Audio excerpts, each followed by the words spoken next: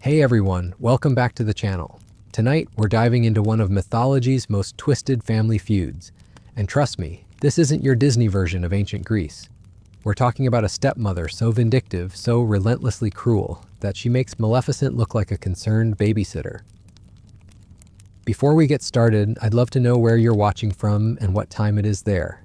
Drop a comment below, it's always incredible to see our community spanning the globe. And if you enjoy deep dives into mythology's darkest corners, hit that subscribe button, but only if these stories genuinely fascinate you. Now, when most people think of villains in Greek mythology, they picture monsters with snakes for hair or cyclops hurling boulders. But the real terror, the absolute mastermind of psychological warfare, wore a crown and ruled from Mount Olympus. Her name was Hera, Queen of the Gods, and she orchestrated a campaign of terror against one innocent child that lasted his entire life. Here's what's absolutely chilling about Hera's villainy. She didn't just want to destroy Hercules, she wanted to break him. Not a quick death, not a simple curse, but a lifetime of torment designed to strip away everything that made him human. And the worst part? Her victim was completely innocent. Hercules didn't choose to be born. He didn't ask to be Zeus's son. But from the moment he drew his first breath, Hera marked him for a special kind of hell. Tonight, we're going to explore why Hera stands alone as mythology's ultimate villain. We'll examine her methods, her motivation, and her absolutely ruthless execution of a revenge plot that spanned decades. I'll show you how she compares to modern fictional villains and why her brand of evil is actually far more terrifying than anything Hollywood has dreamed up. But first, let me paint you a picture of just how far this woman was willing to go. Picture this, a newborn baby, maybe 8 months old, sleeping peacefully in his crib. It's the middle of the night. The house is quiet, and then, slithering through the darkness, come two massive serpents, not just any snakes, mind you. These are monsters sent by the Queen of the Gods herself, with one purpose, to strangle an infant in his sleep. This wasn't some crime of passion. This wasn't a moment of rage. Hera had months to plan this assassination. Months to think about what she was doing, and she chose to murder a baby. That's where our story begins, and honestly, it only gets worse from there. Now you might be thinking, sure, Hera was jealous of Zeus's affair. That's understandable. But here's what makes her truly monstrous. She had infinite power, infinite options for revenge. She could have cursed Zeus directly. She could have embarrassed him publicly. She could have made his life miserable in countless ways. Instead, she chose to torment an innocent child. That's not justice, that's not even revenge, that's pure sadistic evil. And when those snakes failed, when baby Hercules grabbed them with his bare hands and strangled them instead, did Hera give up? Did she take it as a sign that maybe, just maybe, she should leave this child alone? Absolutely not. That failure just made her angrier. It proved to her that this wasn't going to be easy, that she'd need to get creative. And creative she got. What followed was a masterclass in psychological warfare that would make modern horror writers weep with envy. See, most villains in mythology have simple motivations. The Titans wanted power. The monsters wanted food or territory. Even other gods usually had straightforward goals. But Hera? Hera wanted to watch someone suffer. She wanted to create pain for its own sake. She wanted to take the strongest, most heroic man who ever lived and reduce him to a broken shell of himself. And she nearly succeeded. Let me ask you something. What would you do if someone tried to kill you as a baby, failed, then spent the next 30 years of your life systematically destroying everything you cared about?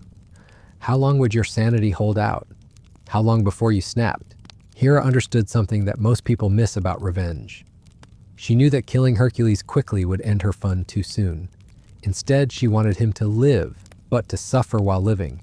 She wanted him to experience loss, humiliation, madness, and despair. She wanted him to know that no matter how strong he got, no matter how many monsters he killed, no matter how many people he saved, she would always be there, always be watching, always be planning his next torment. That's not just evil. That's genius-level evil. Think about the greatest villains you know from movies, books, or TV shows. The Joker wants to prove that everyone is one bad day away from madness. Voldemort wants to conquer death and rule the wizarding world. Sauron wants to dominate Middle-earth. These are all terrible goals, sure, but they're goals with some kind of logic behind them. Hera's goal was simpler and somehow more terrifying.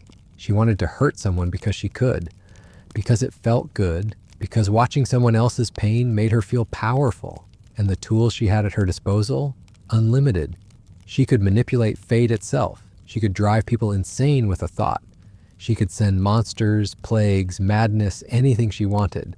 She was essentially a god with the emotional maturity of a jealous teenager, except instead of spreading rumors or keying someone's car, she could ruin lives with divine power. But here's where it gets really dark. Hera didn't just target Hercules. She went after everyone he cared about, his wife, his children, his friends, anyone who showed him kindness or love. She understood that the fastest way to destroy someone isn't to attack them directly. It's to make them watch while you destroy everything they hold dear. When Hercules married Megara and had 3 beautiful children, do you think Hera was happy that he'd found some peace? Do you think she decided her revenge had gone far enough? Not even close.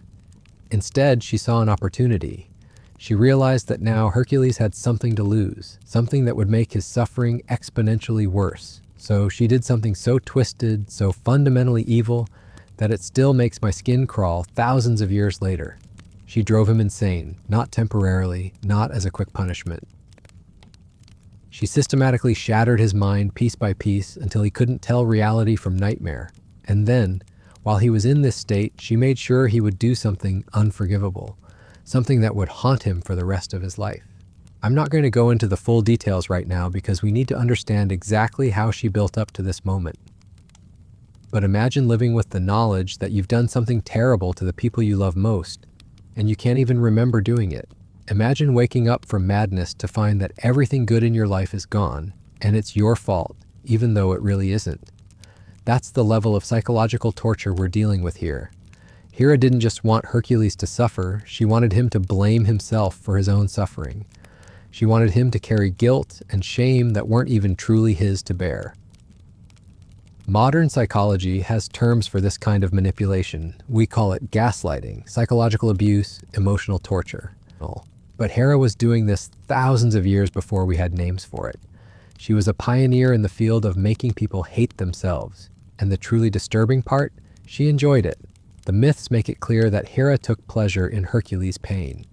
She wasn't some reluctant punisher doing what she thought was necessary. She was having fun. She looked forward to his suffering.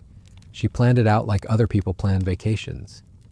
Now, you might argue that other villains have done worse things. Hitler, Stalin, serial killers, they've caused more death and destruction than one angry goddess. And you'd be right, in terms of raw numbers.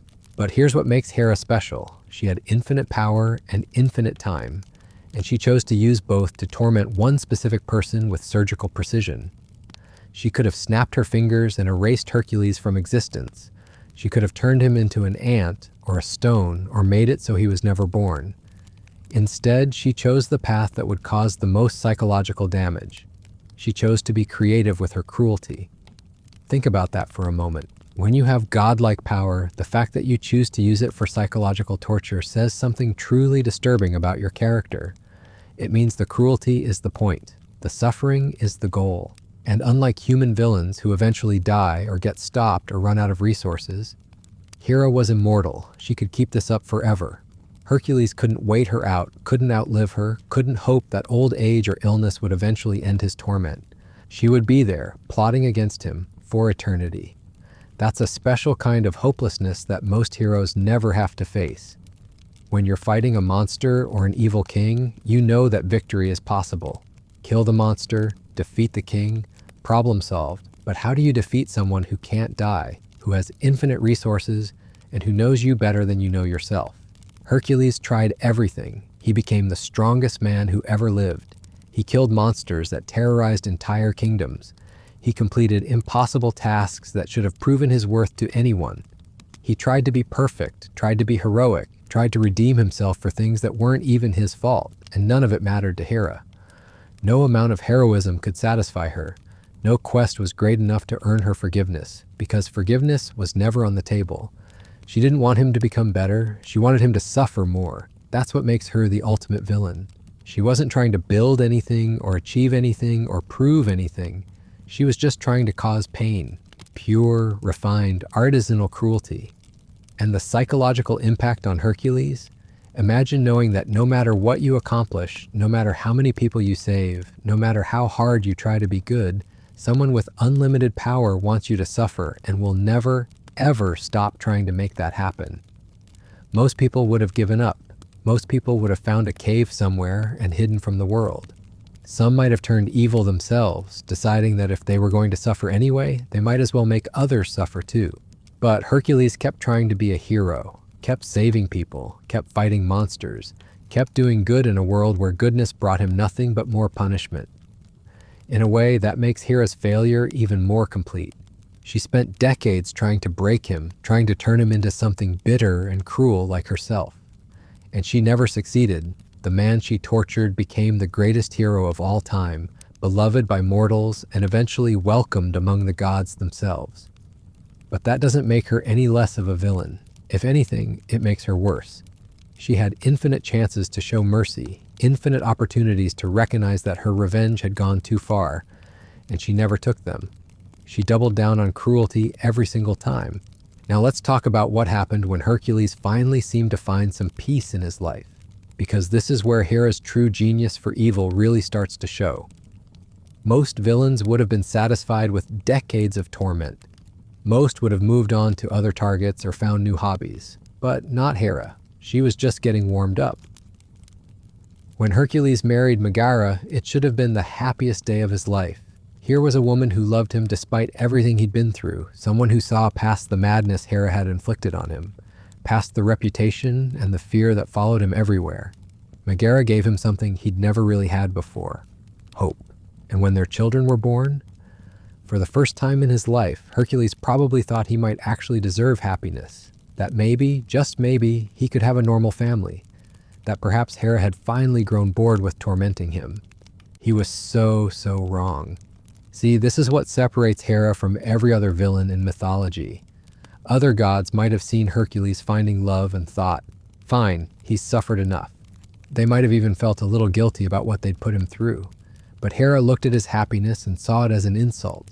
How dare he try to move on? How dare he find joy after what she'd put him through? More importantly, she saw his wife and children as leverage, as weapons she could use against him. Because Hera understood something that modern psychologists are just beginning to study. The people we love become our greatest vulnerabilities.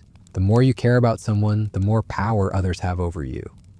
So she waited, she let Hercules get comfortable, she let him fall deeper in love with his family, she let him start to believe that maybe his nightmares were finally over.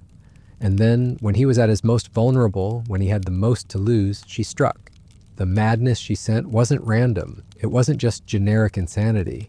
It was specifically designed to make him destroy what he loved most. She didn't want him to hurt strangers or enemies. She wanted him to hurt the people who mattered to him. She wanted him to wake up from her spell and find that his own hands had destroyed his own happiness. Think about the precision required for that kind of psychological warfare. She had to time it perfectly, craft the madness carefully, make sure he would remember just enough to know what he'd done, but not enough to remember why. She had to ensure that when his sanity returned, the guilt would be so overwhelming that it would break him completely. And here's the really sick part. She almost certainly enjoyed planning it. Picture her sitting on her throne on Mount Olympus, working out the details. How long should the madness last? What exactly should he see that isn't real? How can she make sure the trauma will be as severe as possible? This wasn't a crime of passion. This was premeditated psychological torture planned by someone with eternity to get it right. When Hercules woke up and found his family dead by his own hand, when he realized what he'd done while mad, do you think Hera felt satisfied? Do you think she thought, well, that's revenge complete, time to move on with my life? Of course not. Because the beautiful thing about psychological torture, from a villain's perspective, is that it's self-perpetuating. Once you've made someone hate themselves, once you've made them carry guilt that heavy, they'll continue punishing themselves long after you've stopped actively tormenting them. Hera had created a weapon of mass destruction inside Hercules' own mind. Every time he looked in a mirror, every time he tried to sleep, every time someone showed him kindness, he would remember what he'd done. She'd turned his own conscience into an instrument of torture, and that's when she revealed the true depth of her evil genius. Instead of just leaving him to suffer in isolation, she gave him a way out. The 12 labors, a chance to redeem himself, to earn forgiveness, to maybe, possibly, eventually find some kind of peace. But here's the catch. She made sure the labors were designed to remind him over and over again of what he'd lost. Every monster he fought was stronger than him. Every task was impossible. Every labor was designed to make him feel small, weak, helpless, the same way she'd felt when Zeus betrayed her with his mother. See, that's what this was really about. Hera felt powerless when Zeus cheated on her, so she needed to make someone else feel powerless too. But she couldn't take it out on Zeus directly because he was her equal, so she chose the most innocent target possible, his child. It's the psychological equivalent of someone having a bad day at work, then going home and kicking their dog. Except the dog was a baby, the bad day lasted centuries, and the kicking involved divine powers and mythological monsters. But even this comparison doesn't capture how truly evil Hera was, because at least people who kick dogs usually feel bad about it afterward. Hera felt proud, she felt clever, she felt like she was getting exactly the revenge she deserved. Modern villains pale in comparison to this level of calculated cruelty. Take the Joker, for instance. Yes, he's chaotic and unpredictable, and he causes tremendous suffering, but his evil has an almost childish quality to it. He's lashing out at a world he doesn't understand, trying to prove philosophical points about the nature of humanity. Hera wasn't trying to prove anything. She wasn't making a statement about the human condition or testing anyone's moral limits. She was just hurting someone because it made her feel better about herself. That's somehow more disturbing than all of the Joker's elaborate schemes put together. Or consider Voldemort. He's definitely evil, and he causes immense suffering in his quest for immortality and power. But at least his goals make sense from his twisted perspective. He's afraid of death, so he splits his soul to avoid it. He wants to rule the wizarding world, so he builds an army to conquer it. His methods are horrible, but his motivations follow a certain logic. Hera's logic was much simpler and much more terrifying. I hurt, therefore you must hurt more. She wasn't building toward anything. She wasn't trying to achieve some greater goal. She was just spreading misery because misery loves company. Even Sauron, for all his evil, was trying to bring order to Middle-earth. Twisted, tyrannical order, but order nonetheless. He genuinely believed that the world would be better under his rule. He was wrong, obviously, but he was at least trying to improve things according to his own warped vision. Hera wasn't trying to improve anything. She was just trying to make one person's life as miserable as possible for as long as possible. She was the divine equivalent of an internet troll, except instead of mean comments, she used actual curses and mythological beasts. And unlike fictional villains, who are usually defeated by the end of their stories, Hera never really faced consequences for what she did. She remained queen of the gods. She kept her power, her status, her immortality. The only thing she lost was Hercules' suffering when he finally completed his labors and earned his place among the gods. Even then, she didn't apologize. She didn't express regret. She didn't acknowledge that maybe, just maybe, she'd gone too far in tormenting an innocent person for decades. She just moved on to her next victim because there's always another mortal somewhere that Zeus has taken a fancy to. That's what makes her truly monstrous. Most villains have some kind of character arc. They start evil, maybe they get worse, but usually something happens to them. They're defeated or redeemed, or they learn some kind of lesson. They face consequences for their actions. Hera faced no consequences. She learned no lessons. She felt no remorse. She just kept being evil because being evil felt good to her. She was like a cosmic serial killer who never got caught, never had to face justice, never had to answer for what she'd done. And the really disturbing thing is how normalized her behavior was in ancient Greek culture. The myths don't present her as particularly evil by the standards of the gods. Jealous, yes. Vengeful, certainly. But not unusually cruel for a deity. This was just how the gods behaved, and mortals were expected to deal with it. That casual acceptance of divine cruelty is almost as chilling as the cruelty itself. Imagine living in a world where you know that the gods might decide to torture you for decades just because they're having relationship problems. Where your only crime could be existing, and your only punishment could be a lifetime of carefully orchestrated suffering. The ancient Greeks told these stories not as horror tales, but as explanations for how the world worked. This wasn't fiction to them, this was theology. They genuinely believed that beings this cruel and petty were running the universe. And maybe that's why Hera's evil feels so much more real than modern fictional villains. She wasn't created by a writer trying to entertain an audience. She was created by people trying to make sense of a world that often seemed randomly, pointlessly cruel. A world where good people suffered for no reason, where bad things happened to those who least deserved them. Hera embodied that randomness, that senseless cruelty, that into existence itself. She seems to be built the fear that maybe the universe really is run by beings who don't care about justice or fairness or mercy. Beings who might decide to destroy your life simply because they can. That's a level of existential horror that no movie monster or comic book villain can match, because at least fictional villains exist in fictional worlds. Hera, to the ancient Greeks, was real. She was up there right now, looking down at them, deciding who deserved to suffer next. And the worst part? She was immortal. Even if you somehow managed to live a perfect life, even if you never did anything to offend her, even if you worshipped her faithfully and offered her sacrifices, she might still decide to destroy you just because she was bored or angry about something completely unrelated to you. That's not a villain. That's a cosmic horror. That's the kind of entity that Lovecraft would write about, except instead of being an incomprehensible alien intelligence, she was comprehensible. You could understand exactly why she was doing what she was doing, and that somehow made it worse. Because when you can understand evil, when you can see the petty human emotions behind it, it becomes more terrifying. It means that anyone with enough power might become just as cruel. It means that the only thing standing between civilization and systematic torture is the self-restraint of whoever happens to be in charge. And Hera had no self-restraint whatsoever. Now let's talk about what happened after Hercules completed his 12 labors. Because this is where most people think the story ends. The hero redeems himself, earns his place among the gods, and everyone lives happily ever after, right?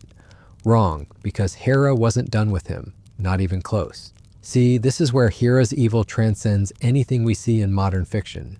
Most villains, when their main plan fails, either give up or die trying. They pour everything into one big scheme, and when it doesn't work, that's it. Game over. But Hera, she treated Hercules' redemption like a minor setback, like a chess player who just lost a pawn but still has the entire board to work with. The 12 labors were supposed to cleanse him of his guilt, right? They were supposed to prove that he'd suffered enough, that justice had been served. But here's what makes Hera absolutely diabolical. She never intended for the labors to actually redeem him.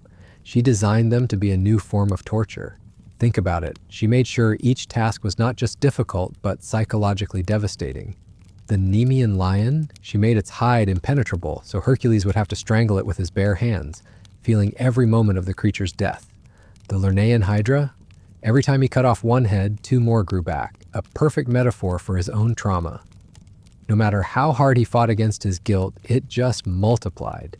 But here's the truly sick genius of it all. She made sure that completing the labors would never actually satisfy him. Because deep down, she'd programmed him to believe he was irredeemable. Every monster he killed, every impossible task he completed, a voice in the back of his head whispered, "This still doesn't bring them back. This still doesn't undo what you did." She'd turned his heroism into self-harm. Every time he risked his life to save others, he was really just punishing himself for failing to save his own family. And Hera knew this. She counted on it. She'd created a hero who would spend eternity trying to earn forgiveness that she would never, ever give. Modern psychology has a term for this: learned helplessness. When you condition someone to believe that nothing they do will ever make a difference, they eventually stop trying to change their situation. But Hera did something even more twisted. She conditioned Hercules to believe that he could earn redemption, but made sure the goalpost would always move just out of reach. It's like telling someone they can earn your forgiveness by running a marathon, then when they finish saying, "Actually, you need to run 10 marathons, then 100, then 1,000. The cruelty isn't just in the impossible task, it's in the false hope that the task might actually mean something. And you know what the most disturbing part is? The ancient Greeks celebrated this. They told stories about Hercules' labors like they were glorious achievements. They missed the point entirely. These weren't victories, they were symptoms. Symptoms of a man so psychologically damaged that he couldn't stop punishing himself, even when everyone else thought he'd done enough. Hera had successfully weaponized heroism itself. She'd turned the very concept of doing good into a form of self-torture. Every person Hercules saved was a reminder of the people he'd failed to save. Every monster he defeated was proof that he was still the monster who destroyed his own family.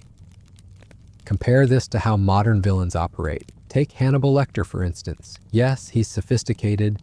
Yes, he's terrifying, but his evil is almost honest.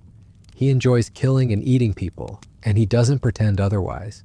There's something almost refreshing about his straightforwardness. He's a predator. You're prey. The relationship is clear. But Hera, she disguised her torture as justice. She made Hercules complicit in his own suffering by convincing him he deserved it. She didn't just hurt him, she made him hurt himself. And she did it all while maintaining the moral high ground because technically she was punishing someone for murder. Never mind that she caused the murder in the first place. Never mind that the victim was driven insane by her divine power.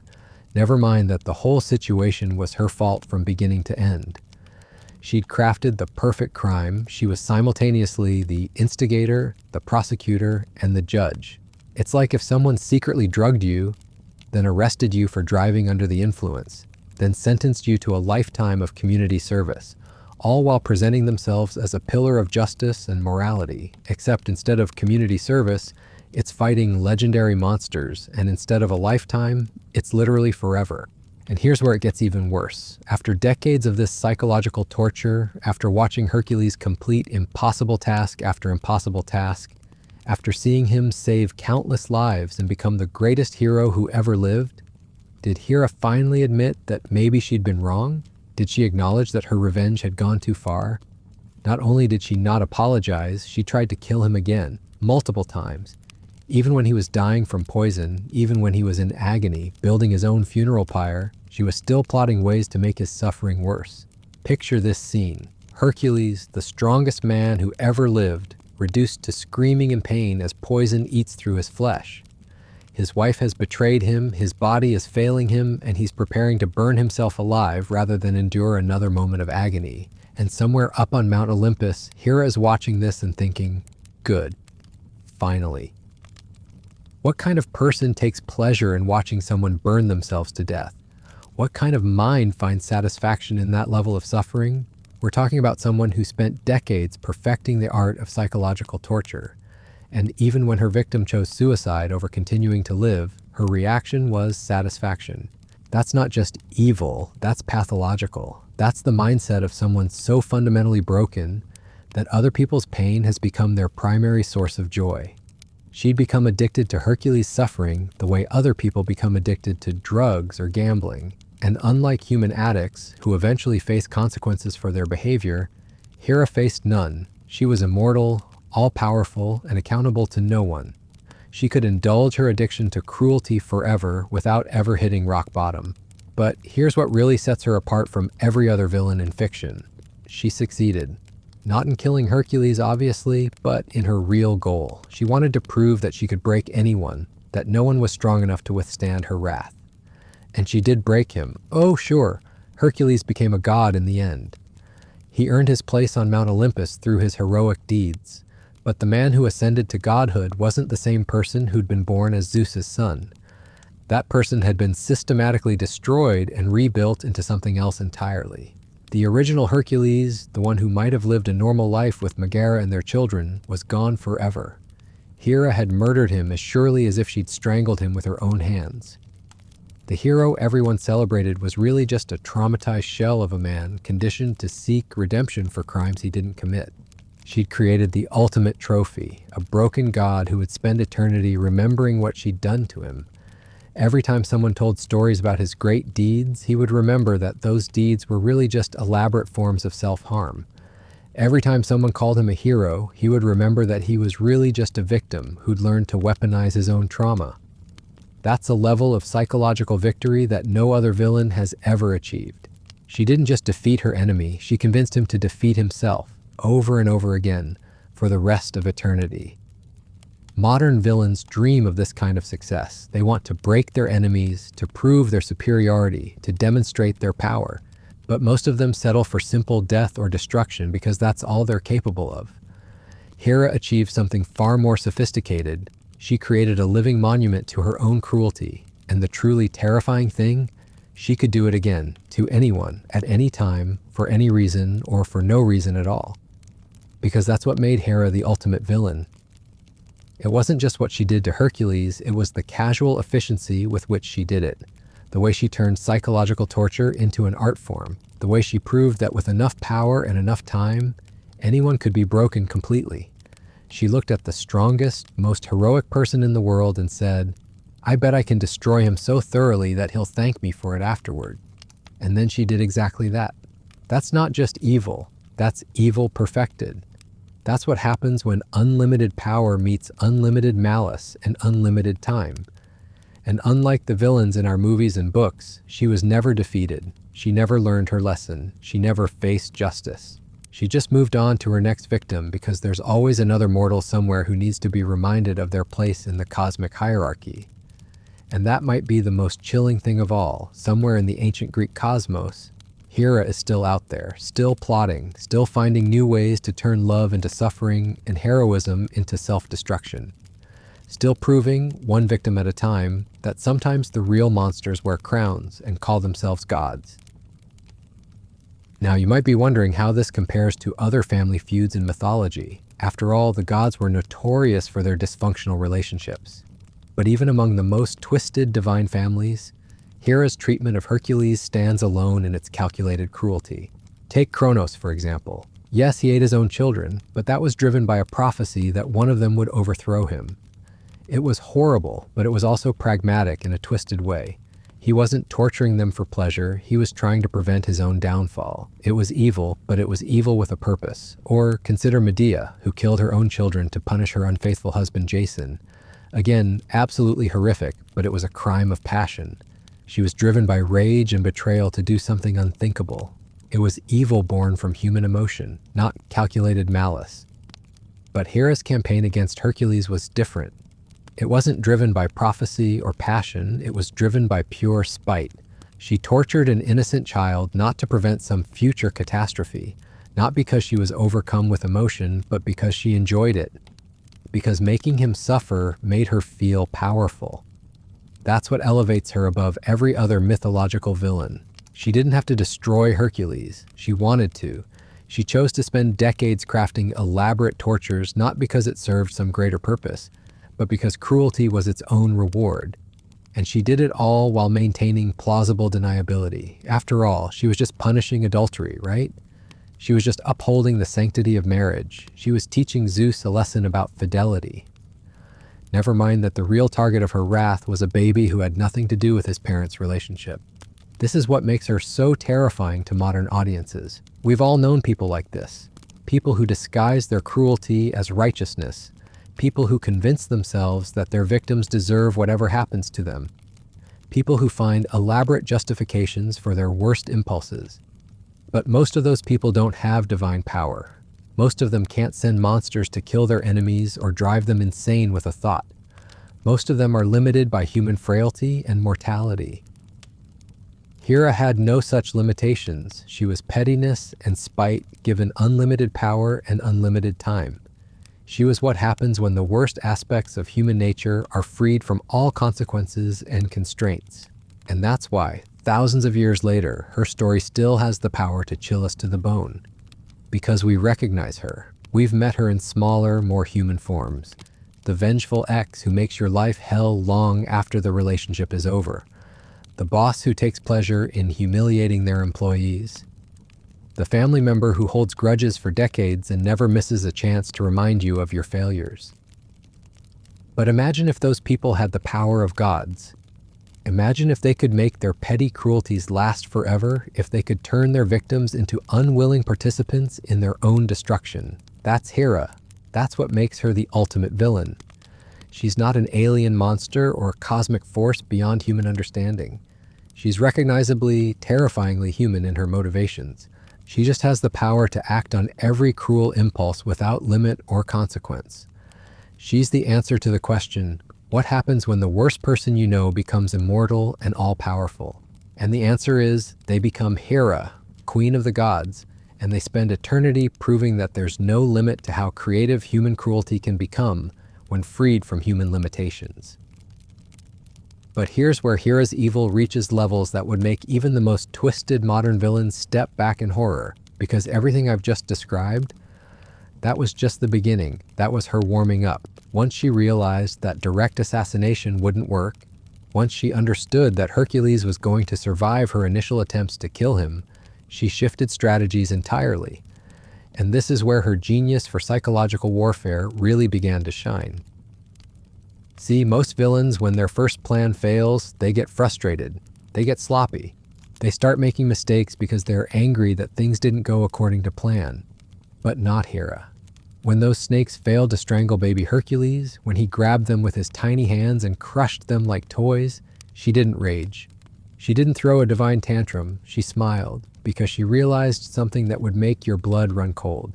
Killing Hercules quickly would be mercy. It would end his suffering too soon. And mercy was the last thing on her mind. No, she had something much worse planned, something that would make death look like a gift by comparison. She was going to let him live, but she was going to make sure that every single day of that life was touched by her malice. She was going to turn his entire existence into an elaborate torture device, and he was going to be both the victim and the unwitting accomplice. This is where Hera transcends every villain you've ever seen in movies or read about in books, because she understood something that most evil characters miss. The most effective torture isn't physical pain that ends when the body dies. It's psychological pain that compounds over time, that gets worse as the victim gets older and more aware of what they've lost. Think about Darth Vader for a moment. Powerful villain, right? Intimidating, ruthless, capable of incredible destruction. But Vader's evil is almost simple. He force chokes people who disappoint him. He blows up planets. He cuts off hands with lightsabers. It's direct, immediate, and when it's over, it's over. Hera looked at that kind of straightforward villainy and thought, how quaint, how unimaginative. Instead, she decided to play a much longer game, a much more sophisticated game. She was going to spend decades, possibly centuries, crafting Hercules' suffering with the precision of a master artist. Every tragedy in his life would be her brushstroke. Every moment of happiness would be her setup for the next devastating blow. And unlike Vader, who at least had the excuse of being corrupted by the dark side, who retained some tiny spark of good that could eventually be redeemed, Hera did all of this while completely sane, while fully in control of her faculties, while knowing exactly how much pain she was causing and choosing to cause more. She didn't fall to the dark side. She was the dark side. Let me paint you a picture of how methodical she was about this. After the snake incident, she could have tried poison. She could have sent a plague. She could have caused an earthquake to swallow him up. All quick, all effective, all merciful in their own way. Instead, she decided to wait. She let him grow up. She let him become strong and capable and heroic. She let him develop the capacity for love, for hope, for dreams about the future. And then, when he had the most to lose, when his happiness was at its peak, she struck. But even then, she didn't just destroy what he loved. That would have been too simple, too clean. Instead, she made him destroy it himself. She drove him insane and made sure that when his sanity returned, he would have to live with the knowledge that his own hands had murdered everything he held dear. Do you understand the psychological sophistication required for that level of cruelty? She had to understand human psychology better than most therapists. She had to know exactly how guilt works, how trauma compounds, how memory and madness interact. She had to be able to predict not just what would hurt him in the moment, but what would continue hurting him for decades afterward. Modern neuroscience is just beginning to understand the mechanisms of trauma and PTSD. But Hera was weaponizing these concepts thousands of years before we had names for them. She was a pioneer in the field of psychological warfare, and Hercules was her test subject. Compare this to other famous villains and their methods. The Joker, for all his chaos and unpredictability, is actually quite reactive. He responds to Batman, he creates elaborate schemes to prove philosophical points, but he's not really playing a long-term game. His evil is episodic, almost seasonal. He has his big scheme, Batman foils it, they do it all again next month. Hera's evil wasn't episodic, it was symphonic, every note carefully composed, every movement building to the next, every theme weaving through the entire piece to create something that was both beautiful and absolutely terrifying in its complexity. Take Sauron from Lord of the Rings, massive, powerful, capable of corrupting entire kingdoms. But his evil is ultimately about dominance and control. He wants to rule Middle-earth, and he's willing to destroy it to get what he wants. It's evil, certainly, but it's evil with a goal. Evil with a purpose. Hera's purpose was simpler and somehow infinitely more disturbing. She wanted to watch someone suffer, not to achieve some greater end, not to prove some point about the nature of power or corruption or the human condition. She just wanted to cause pain because causing pain felt good to her. She was like a cosmic serial killer, except instead of collecting trophies from her victims, she collected years of their lives, decades of their happiness, lifetimes of their potential. And the truly horrifying thing is how good she was at it, how creative she became, how she turned Hercules' own heroism into another weapon against him. See, this is where her plan reached levels of sophistication that make modern psychological thrillers look like children's stories. She realized that simply making Hercules suffer wasn't enough. She needed him to choose to suffer. She needed him to become complicit in his own torment. So she gave him the 12 labors. She dressed up her continued torture as a path to redemption. She made him believe that if he just suffered enough, if he just completed enough impossible tasks, if he just risked his life enough times, maybe he could earn forgiveness for the crimes she had made him commit. It was brilliant, absolutely diabolically brilliant. She had created a perpetual motion machine of suffering. Every labor he completed proved to him that he was capable of heroic deeds, which made the guilt over his family's death even more unbearable. Because if he was capable of such greatness, why couldn't he have saved them? If he was strong enough to kill the Nemean lion, why wasn't he strong enough to resist her madness? She had turned his own success into evidence of his failure. Every victory became another weight on his conscience. Every life he saved was a reminder of the lives he'd taken. Every monster he defeated was proof that he was the real monster all along. And all the while, she sat back and watched. She observed her handiwork with the satisfaction of an artist admiring a masterpiece. Because that's what Hercules had become to her, a work of art, a living sculpture carved from pain and guilt and trauma, shaped by her hands into something that would suffer forever. Think about that for a moment. Think about the mindset required to see another person's agony as entertainment. To spend decades crafting that agony with the care and attention that other people put into raising children or building careers or creating actual art. She wasn't just evil, she was evil elevated to the level of high culture. She had taken cruelty and refined it, perfected it, turned it into something approaching genius. She was the Mozart of malice, the Shakespeare of suffering, the Michelangelo of misery. And unlike those actual artists whose works eventually ended, whose masterpieces were finite things that could be completed and set aside, Hera's masterpiece was alive. It could think and feel and suffer in new ways as it grew and changed. It could develop new vulnerabilities for her to exploit, new hopes for her to crush, new relationships for her to poison. Hercules wasn't just her victim. He was her magnum opus, her greatest creation. The proof of her artistic vision made flesh and set loose upon the world to demonstrate what she was capable of when she really applied herself. Modern villains, even the most sophisticated ones, usually have some kind of weakness, some flaw in their character or their plan that the hero can exploit, some moment of doubt or humanity that can be appealed to. But what weakness did Hera have? What flaw could Hercules exploit? How do you defeat someone who has infinite power, infinite time, and infinite creativity when it comes to causing pain? How do you reason with someone who sees your suffering as art? You don't. That's the answer. You don't defeat someone like that. You just endure them. You survive them, you outlast them if you can, and you hope that eventually they get bored and move on to someone else. But Hera never got bored. She never moved on. Even when Hercules finally completed his labors, even when he earned his place among the gods, even when he should have been beyond her reach, she kept finding new ways to make his existence miserable.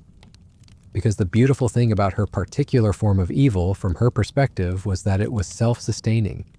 She had damaged Hercules so thoroughly, so completely, that he would continue punishing himself long after she stopped actively tormenting him.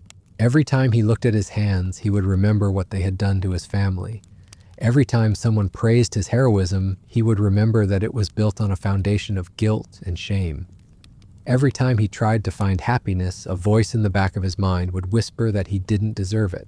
She had created a psychological prison that would last forever, and the most brilliant part was that she had made Hercules the warden of his own cell. He would keep himself locked up, keep himself suffering, keep himself paying for crimes that weren't really his fault because she had convinced him that this was justice. That's not just evil, that's evil that transcends the individual and becomes something cosmic, something that reshapes reality itself around its own twisted logic. And here's the most chilling part of all. She was never punished for any of it. She never faced consequences. She never had to answer for what she'd done. She just kept being queen of the gods, kept wielding divine power, kept looking down at mortals and deciding which ones deserved to suffer next. In a just universe, someone that evil would eventually face judgment. They would be called to account for their crimes. They would be punished in proportion to the suffering they had caused. But the universe of Greek mythology wasn't just. It was ruled by beings like Hera, beings who saw mortal suffering as entertainment, who treated human lives like pieces in a game they were playing for their own amusement. And that might be the most terrifying thing about her story. Not just what she did to Hercules, but what her existence implies about the nature of power and justice and the fundamental unfairness of life itself. She proved that sometimes the bad guys win, sometimes they win completely and permanently, sometimes they get everything they want and never have to pay for what they've done to get it. She proved that evil, when it's sophisticated enough and powerful enough, can become indistinguishable from fate itself. That some suffering isn't meaningful or redemptive or part of some greater plan. That sometimes people are tortured for no reason other than someone else's amusement. That's a level of existential horror that no modern villain has ever achieved, because modern villains exist in stories where justice usually prevails in the end, where heroes triumph and villains get their comeuppance. But Hera's story doesn't end with justice, it just ends with her still in power, still plotting, still finding new ways to prove that cruelty is its own reward. And somewhere in the back of your mind, you have to wonder, if beings like that really existed, if they were really in charge of the world, how would you ever know? How would you tell the difference between random suffering and carefully orchestrated torture? How would you know if your own tragedies were just bad luck, or if somewhere up there someone was watching and smiling and planning what would hurt you next? That's the question Hera's story leaves us with, and it's a question that's kept people awake at night for thousands of years, because once you really understand what she was capable of, once you grasp the true scope of her malice, you start to see her fingerprints everywhere. In every random tragedy, every senseless loss, every moment when life seems specifically designed to break your heart. You start to wonder if maybe, just maybe, the ultimate villain isn't some fictional character in a story. Maybe she's still out there, still watching, still planning, still proving one broken life at a time that some monsters are too powerful to ever be defeated. And this brings us to perhaps the most disturbing aspect of Hera's character, her complete inability to let go. Her obsession with Hercules didn't fade with time like normal anger or jealousy. It didn't burn out like passion or cool down like rage. Instead, it crystallized into something permanent, something that became part of her identity. Most people, even the worst people, eventually move on. They find new targets for their anger. They get distracted by other problems, they age, and their priorities change. But Hera had eternity, and she chose to spend that eternity focused on one person's destruction. Imagine carrying a grudge for 70 years. Now imagine carrying it for 700. Now imagine carrying it forever, with no possibility of death or forgetfulness or the simple passage of time to dull the edge of your hatred. That's not human evil anymore. That's something else entirely. And what makes it even more twisted is how she evolved her methods over time. Like a predator learning from each hunt, she studied Hercules' responses to her torments and adapted accordingly. When direct assassination failed, she switched to psychological warfare. When simple madness wasn't enough, she crafted specific delusions designed to maximize his guilt. When guilt alone couldn't break him, she gave him hope just so she could snatch it away. She was learning, growing, becoming more sophisticated in her cruelty with each passing decade. Most villains plateau at some point. They find their methods and stick with them. But Hera treated evil like a skill to be perfected, an art form to be mastered. Think about the implications of that.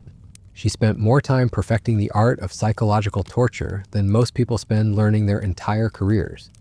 She had literally centuries to study human nature, to understand exactly what breaks people, and how to apply that knowledge with surgical precision. By the time Hercules was an adult, she wasn't just torturing him anymore. She was conducting experiments, testing hypotheses, gathering data on the limits of human endurance and the mechanics of despair. And here's where her evil becomes truly cosmic in scope. Because she didn't just use this knowledge on Hercules, she applied it to every mortal who crossed her path. Every woman Zeus looked at, every child born from his affairs, every hero who caught her attention for the wrong reasons. She had become a kind of divine serial killer, but instead of collecting bodies, she collected broken minds. Instead of trophies, she kept memories of the exact moment when each victim finally gave up hope. Modern serial killers are limited by their human nature. They get sloppy, they leave evidence, they eventually get caught or die or burn out. But Hera faced none of those limitations. She could kill souls instead of bodies, and no one could arrest a goddess for murder when the victim was still technically alive. She had found the perfect crime, the perfect way to satisfy her need for control and domination without facing any earthly consequences. She could torture people for decades, destroy entire bloodlines, reshape human history according to her whims, and call it divine justice. Look at how this compares to someone like Maleficent, who we mentioned earlier. Maleficent curses a baby because she wasn't invited to a party. It's petty, sure, but it's also understandable in a twisted way. She felt slighted, so she lashed out, and her curse, while terrible, was straightforward. Sleep until true love's kiss. There's even a built-in escape clause. But Hera's curse on Hercules had no escape clause. No true love's kiss could undo the madness she'd inflicted. No act of heroism could erase the guilt she'd programmed into his mind. No amount of good deeds could balance the scales she'd rigged against him from birth. Maleficent was angry about being excluded from a celebration. Hera was angry about existing in the same universe as her husband's illegitimate children. The scope of her rage was literally infinite. And unlike Maleficent, who eventually shows some capacity for growth and redemption, who learns to love Aurora despite her curse, Hera never wavered, never doubted herself, never felt a moment's regret or compassion or simple human decency. She looked at a baby and saw only a symbol of her own humiliation. She looked at that baby's suffering and felt only satisfaction. She looked at decades of carefully orchestrated torture and saw only good work that deserved to continue. That's not just evil. That's evil so pure and concentrated that it becomes a force of nature.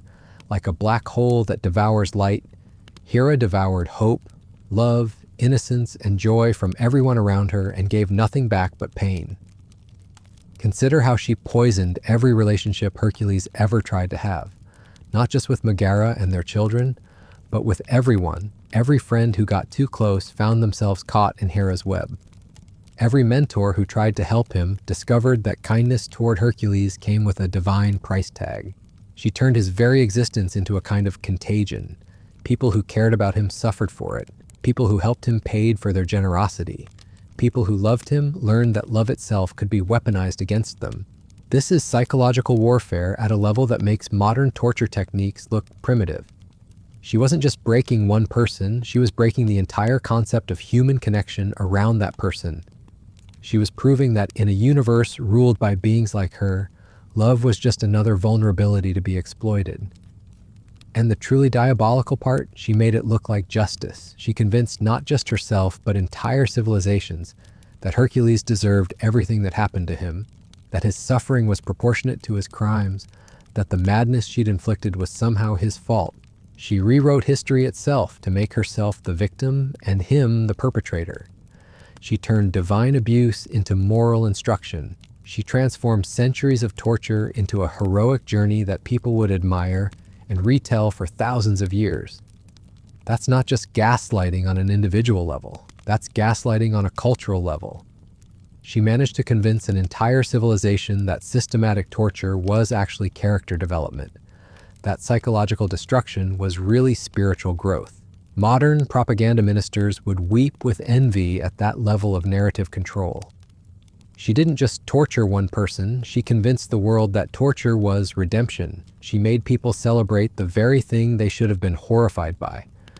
Think about how completely she succeeded in this. Even today, when we tell stories about Hercules, we focus on his strength and his heroism. We celebrate the 12 labors as great achievements. We admire his perseverance and his courage. But we rarely ask the obvious question, why did any of this need to happen at all? Why did an innocent baby have to spend his entire life paying for crimes he didn't commit? Why do we treat systematic abuse as character development? Hera didn't just win the battle against Hercules, she won the war for how that battle would be remembered. She shaped the narrative so completely that even her victims became unwitting propagandists for her worldview. That's power that goes beyond mere divinity. That's the power to rewrite reality itself, to make evil look like good, and suffering look like strength, and torture look like education.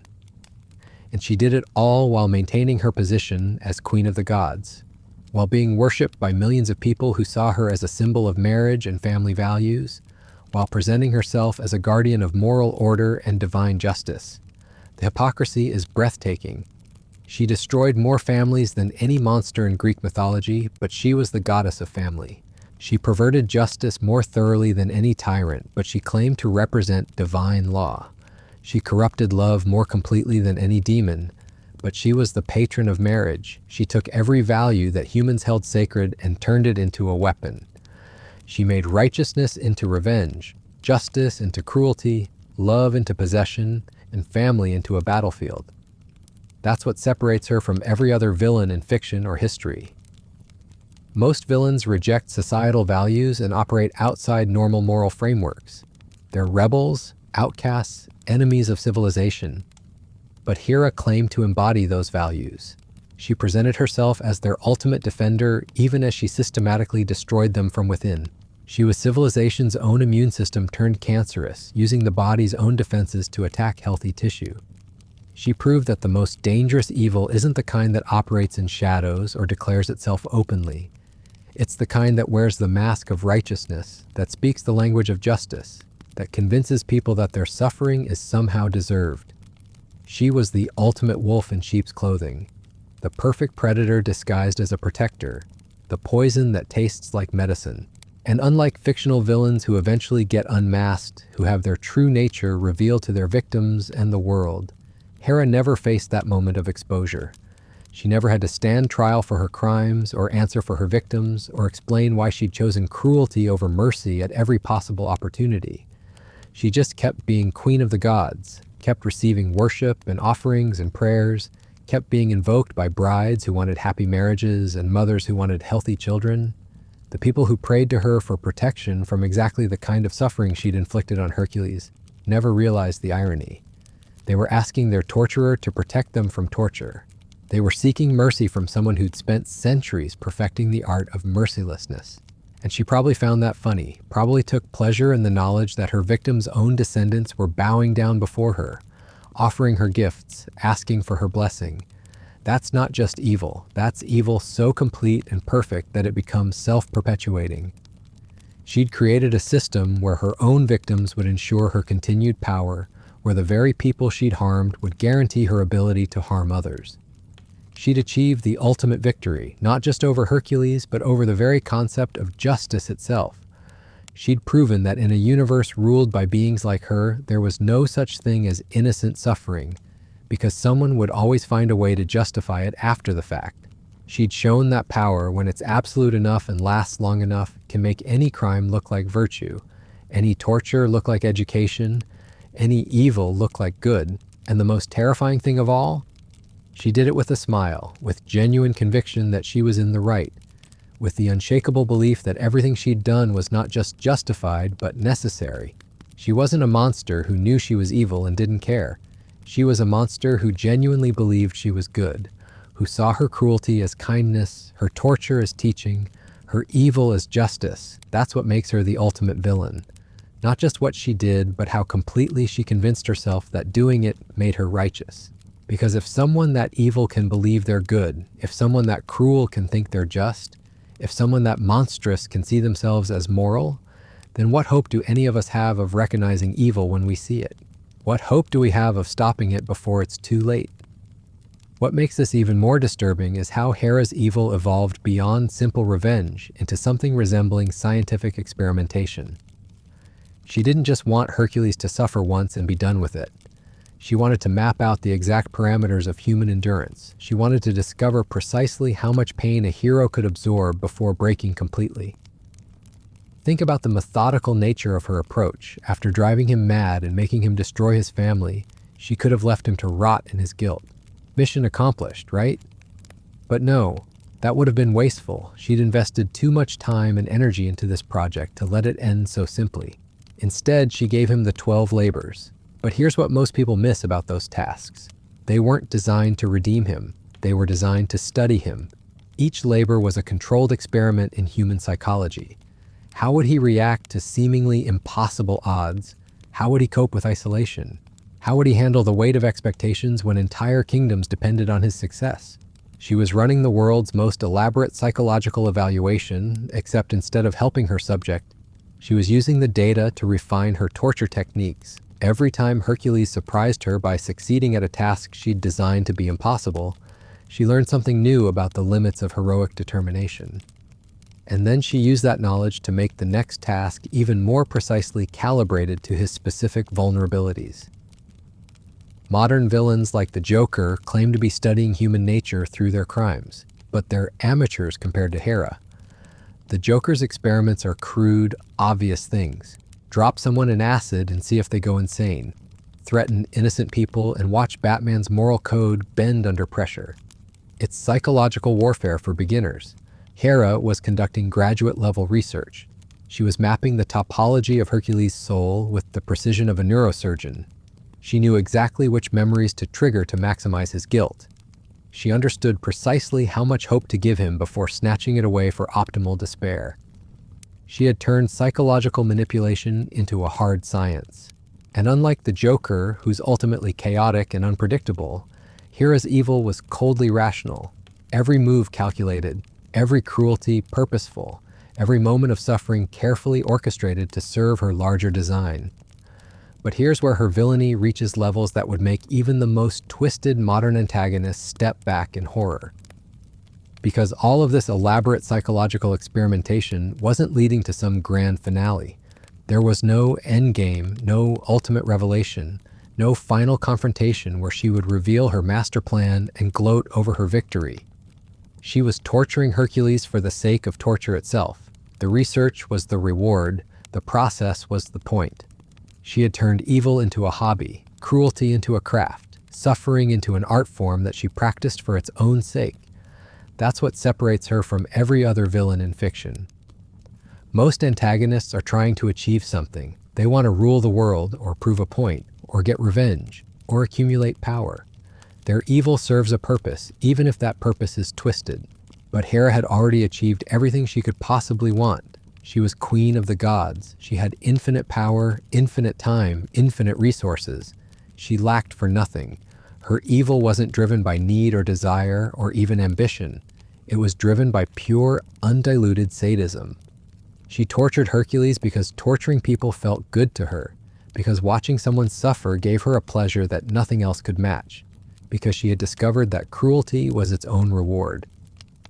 Modern psychology has terms for people like this. We call them psychopaths, sociopaths, narcissists. We study them in clinical settings and write papers about their brain chemistry and their childhood trauma.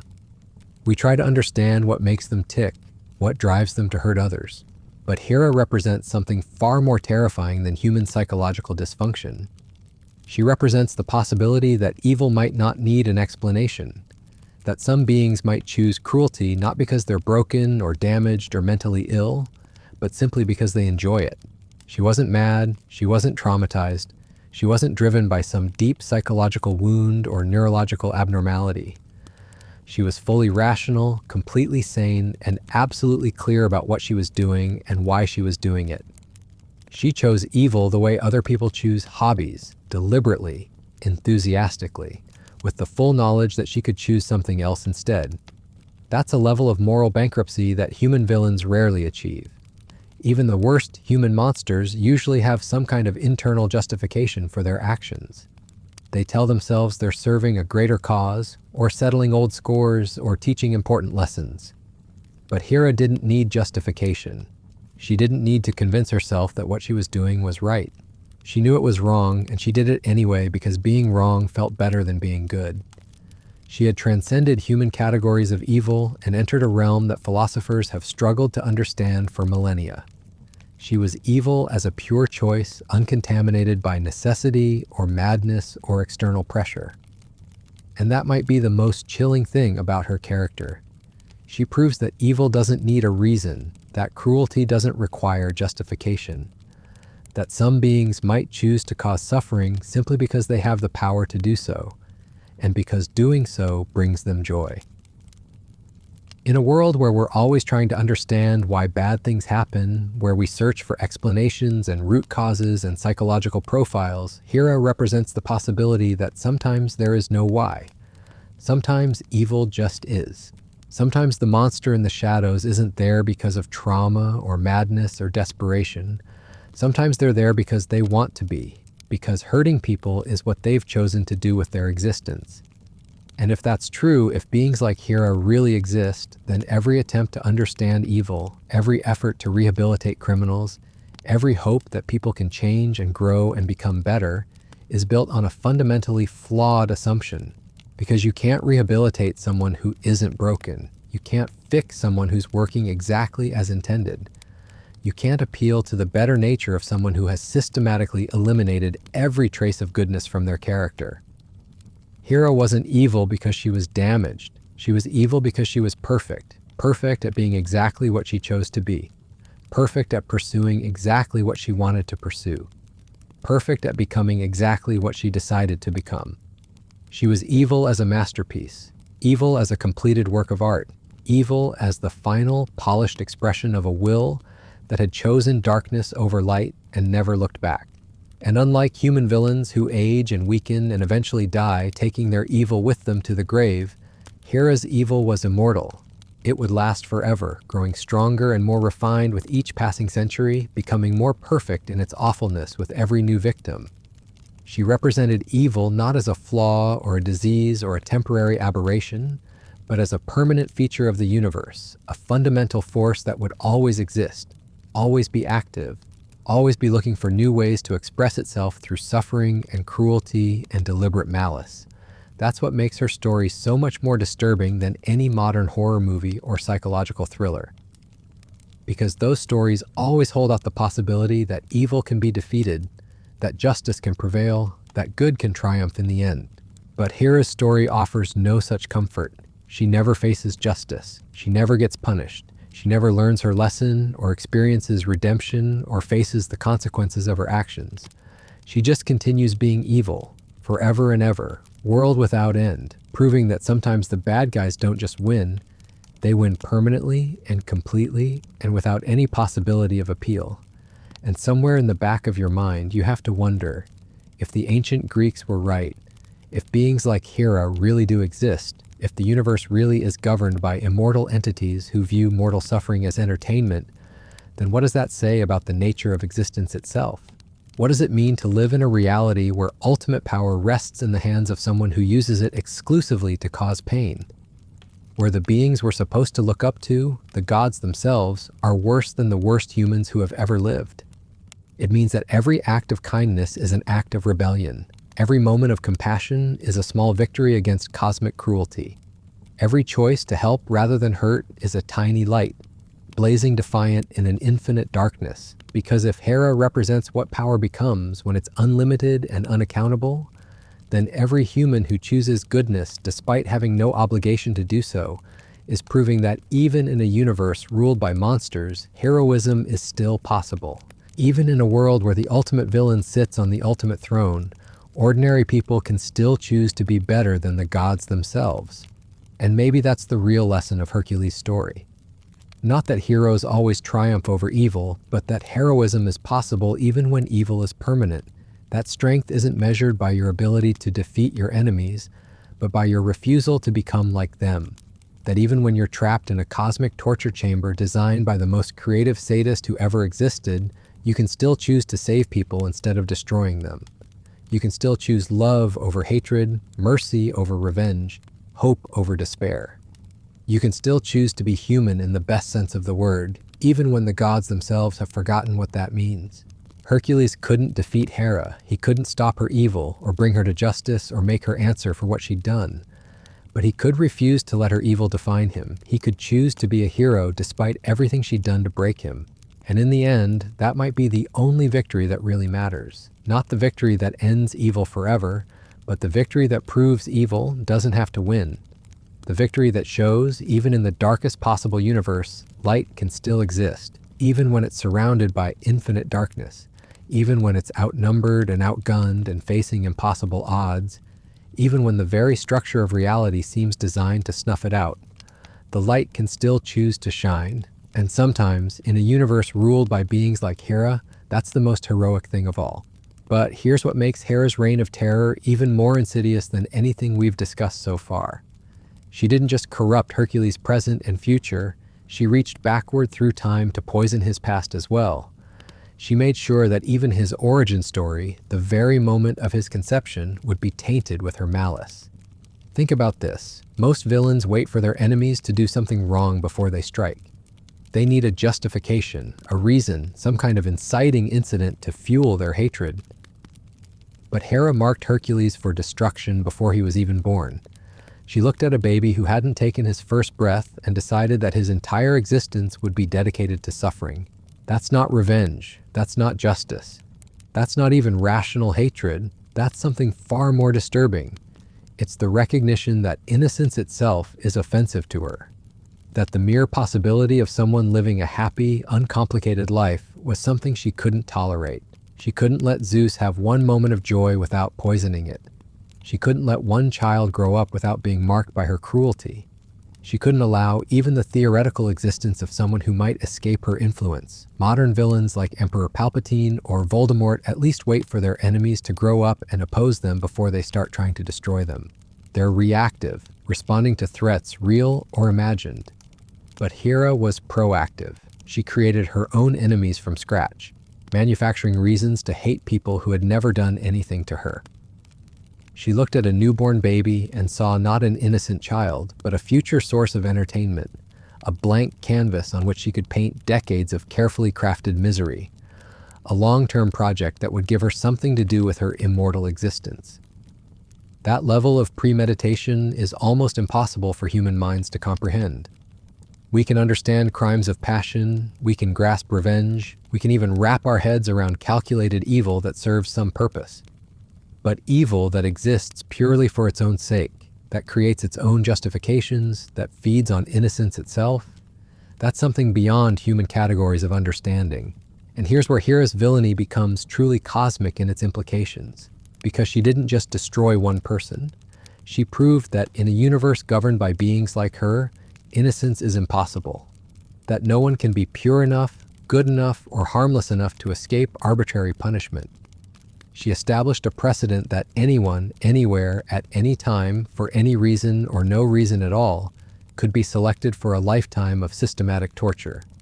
That divine power could be used not to protect the innocent, but to prove that innocence itself is a myth. Compare this to how other mythological figures handle their power. Even Zeus, for all his flaws, usually punishes people for specific transgressions. Prometheus stole fire, so he's chained to a rock. Tantalus served his son at dinner, so he's eternally hungry and thirsty. The punishments are horrible, but they're connected to actual crimes. But what was Hercules' crime? Being born. What was his sin? Existing. What was his transgression? Having the audacity to be Zeus's son without asking permission first.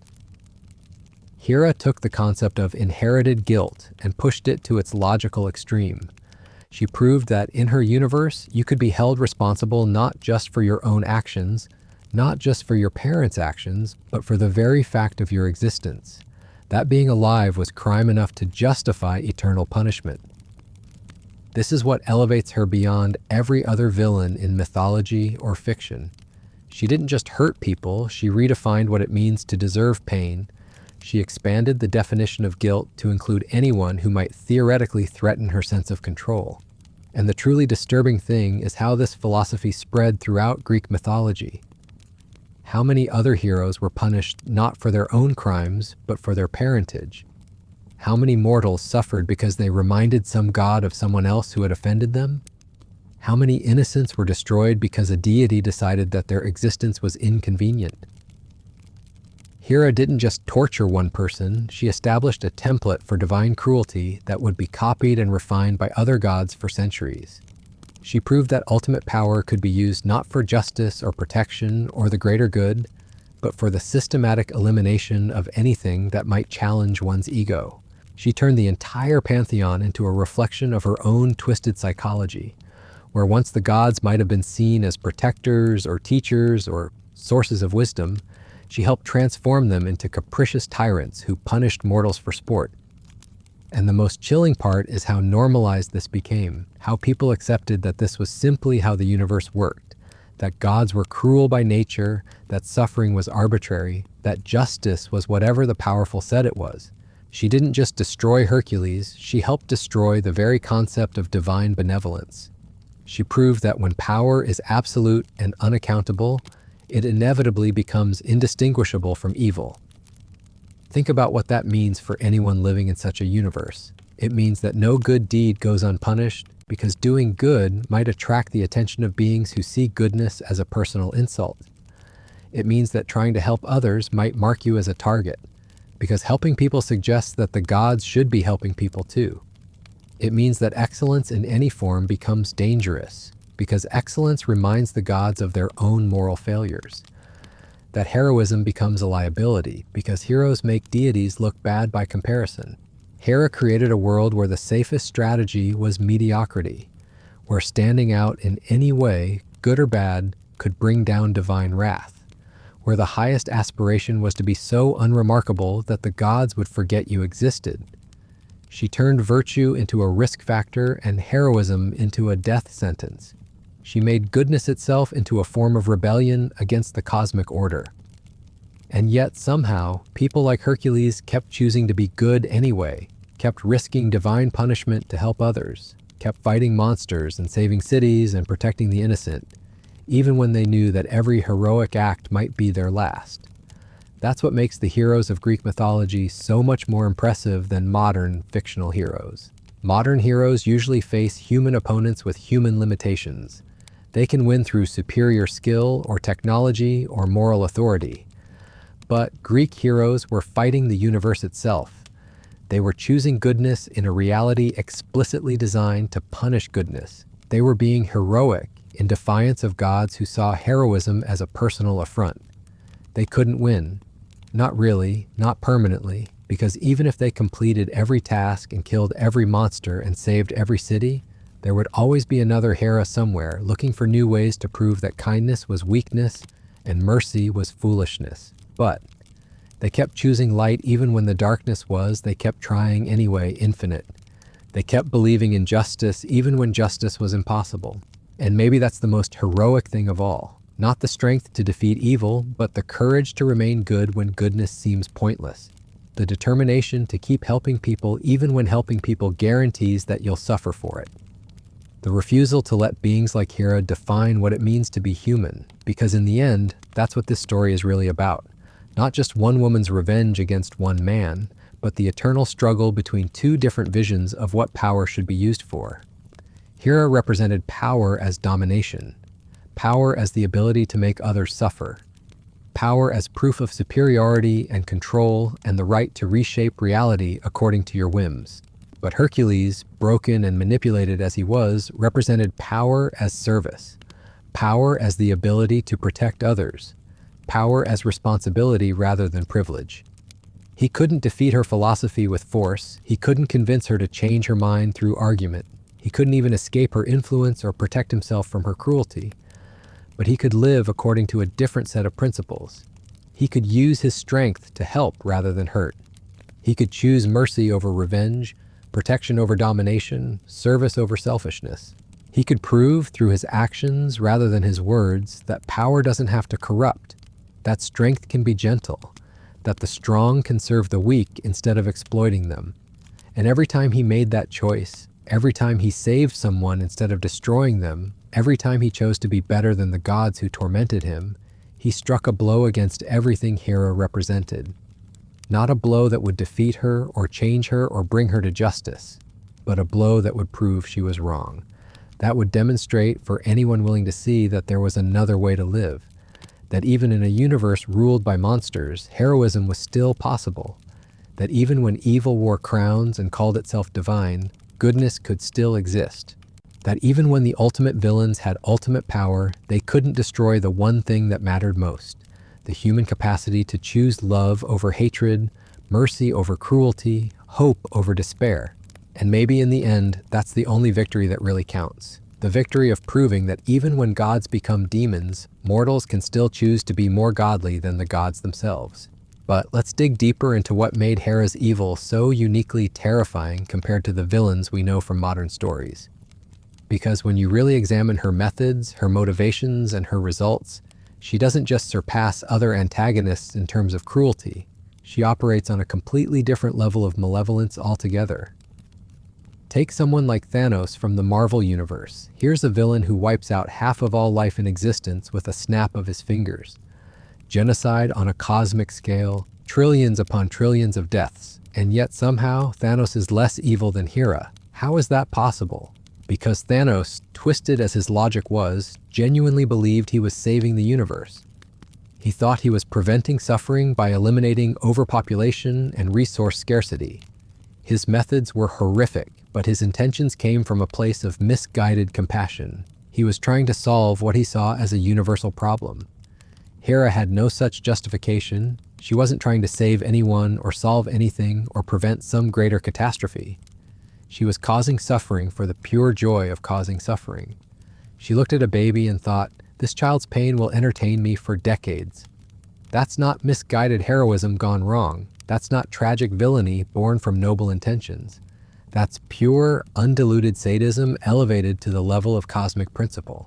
Or consider someone like Hannibal Lecter, often cited as one of the most chilling villains in modern fiction. Hannibal is sophisticated, intelligent, cultured. He kills people and eats them with wine pairings and classical music. He's horrifying because he turns murder into fine dining. But even Hannibal has limitations. He's mortal. He can be caught, imprisoned, killed. His reign of terror has an expiration date built into his human biology. And most importantly, his victims die relatively quickly. They suffer, yes, but their suffering ends when their lives end. Hera's victims never got that mercy. She kept them alive specifically to extend their suffering. She made sure that death, when it finally came, would feel like a release rather than a tragedy. She turned mortality itself into a gift that she could choose to give or withhold. Think about that. She had the power to grant or deny the one escape that every other victim of every other villain can eventually count on. She could make someone immortal just to torture them forever. She could trap them in cycles of death and resurrection, killing them over and over again in new and creative ways. She was like a cosmic serial killer with an infinite supply of victims and infinite time to perfect her craft. And unlike human serial killers, who usually escalate until they make mistakes and get caught, Hera could afford to be patient. She could plan each torture for decades, centuries even, refining every detail until the suffering was absolutely perfect. Let's compare her to someone like the Joker, since he's often held up as the gold standard for chaotic evil in fiction. The Joker wants to prove that everyone is one bad day away from madness. He creates elaborate schemes to break people psychologically, to show them that sanity is just a thin veneer over chaos. But the Joker's evil is almost philosophical in nature. He's trying to make a point about human nature. His cruelty serves a purpose, even if that purpose is twisted. He wants to prove that deep down, everyone is just like him. That madness is the natural state and sanity is the aberration. Hera didn't care about proving points or making philosophical statements. She didn't want to demonstrate anything about human nature or divine justice or the cosmic order. She just wanted to watch Hercules suffer because watching him suffer made her feel good. That's somehow more disturbing than the Joker's elaborate madness, because at least the Joker's evil has a logic to it, however twisted. At least he's building towards something, trying to achieve some kind of victory. Hera's evil was self-contained. It didn't need external validation or philosophical justification. It didn't need to prove anything or accomplish anything or change anything. It just needed to exist, to perpetuate itself, to find new ways to express its own malice. She was evil as a pure aesthetic choice, like an artist who chooses to paint only in shades of pain, who finds beauty in suffering and meaning in malice. And here's what makes this even more chilling. She was incredibly good at it. She had thousands of years to perfect her technique, to study her victims, to understand exactly what would cause the maximum amount of psychological damage. Modern villains are amateurs by comparison. They have human lifespans to develop their skills, human intelligence to plan their schemes, human resources to execute their plans. They're working with severe limitations in terms of time, knowledge, and power. But Hera had infinite time, divine intelligence, and unlimited power. She could experiment with different forms of torture, refine her methods based on the results, and apply her accumulated knowledge to each new victim. She was like a master craftsman who had spent millennia perfecting a single skill, the art of breaking people. And by the time she turned her attention to Hercules, she was operating at a level of expertise that no human villain could ever hope to match. Think about the precision required for what she did to him. She had to understand not just general human psychology, but his specific psychology. She had to know exactly which buttons to push, exactly when to push them, exactly how hard to push them to get the desired response. She had to be able to predict not just how he would react to trauma, but how he would adapt to trauma, how he would try to heal from trauma, and how she could prevent that healing from ever really taking hold. She had to understand the mechanics of guilt, the dynamics of shame, the architecture of self-hatred. She had to know how to plant psychological seeds that would grow into emotional tumors, how to create mental wounds that would never quite heal, how to establish patterns of thinking that would trap him in cycles of self-punishment. Modern therapists spend years studying these same psychological mechanisms, but they study them to help people heal. Hera studied them to prevent healing. She became an expert in human psychology for the express purpose of weaponizing that knowledge against her victims. She was like a doctor who specializes in keeping wounds infected, a surgeon who operates specifically to cause more damage, a healer who understands exactly how the mind works so she can break it more efficiently. Compare this level of sophisticated cruelty to someone like Sauron from Lord of the Rings. Sauron is certainly evil on a massive scale. He wants to dominate all of Middle-earth, to reduce every living being to slavery under his will. He's created armies of orcs, corrupted kings, and forged rings of power to extend his influence. But Sauron's evil is almost impersonal. He wants to rule, not to torture. He wants obedience, not suffering. If everyone in Middle-earth simply submitted to his will and stopped resisting, he'd probably leave them alone to live their lives as his subjects. Hera would never be satisfied with simple submission. She didn't want Hercules to obey her or worship her or acknowledge her superiority. She wanted him to suffer, actively, consciously, continuously suffer. Even if he had begged for her forgiveness, even if he had spent his life serving her, even if he had built temples in her honor and dedicated his every breath to praising her name, she still would have found new ways to make him miserable. Because her evil wasn't goal-oriented, it was process-oriented. The cruelty was the point, not a means to some other end. Sauron wanted to win, Hera wanted to play, and she wanted to play a game where her opponent could never win, could never forfeit, could never even die to escape the match. She created the ultimate rigged game and then forced Hercules to keep playing it forever. Or let's look at someone like Voldemort, another villain often cited as one of the most evil characters in fiction. Voldemort fears death above all else, so he splits his soul into pieces to achieve immortality. He's willing to murder anyone who stands in his way, to torture anyone who opposes him, to corrupt anything that might serve his purposes. But Voldemort's evil comes from fear. He's terrified of his own mortality, so he lashes out at a world that reminds him of his weakness. His cruelty is reactive, defensive, born from his own psychological wounds. Hera felt no such fear. She was already immortal, already all-powerful, already secure in her position as Queen of the Gods. She had nothing to be afraid of, nothing to defend against, nothing to prove. Her evil came from a place of absolute security and confidence. She tortured Hercules not because she felt threatened by him, but because she felt completely safe from any consequences for her actions. That's actually more terrifying than evil born from fear or insecurity, because evil that comes from fear can potentially be reasoned with, negotiated with, maybe even cured if you can address the underlying anxieties. But evil that comes from a position of absolute power and absolute security, evil that exists simply because it can, that's not something you can negotiate with or cure or appeal to. That's something you can only endure. And here's the most disturbing part of all. Hera's brand of evil is probably more common than we'd like to admit. Not on her cosmic scale, obviously, but in its essential nature. How many people do you know who seem to take pleasure in others' misfortune? Who go out of their way to cause drama or spread rumors or make other people's lives just a little bit worse? Who use whatever small power they have not to help or protect or build up, but to tear down and humiliate and control? The difference between those people and Hera isn't one of kind, but of degree. They have the same impulses, the same motivations, the same casual cruelty. They just don't have divine power to amplify their malice. But imagine if they did. Imagine if the office bully who makes your work life miserable had unlimited power and unlimited time. Imagine if the neighbor who calls in noise complaints just to annoy you could summon mythological monsters. Imagine if the family member who always knows exactly what to say to make you feel terrible about yourself could drive you literally insane with a thought. That's Hera. She's the petty cruelty that exists in human hearts everywhere, given infinite power and infinite opportunity to express itself. She's proof that the problem with power isn't that it corrupts good people. The problem is that it reveals who people really were all along. And some people, when you strip away all the social constraints and consequences and limitations, are just cruel.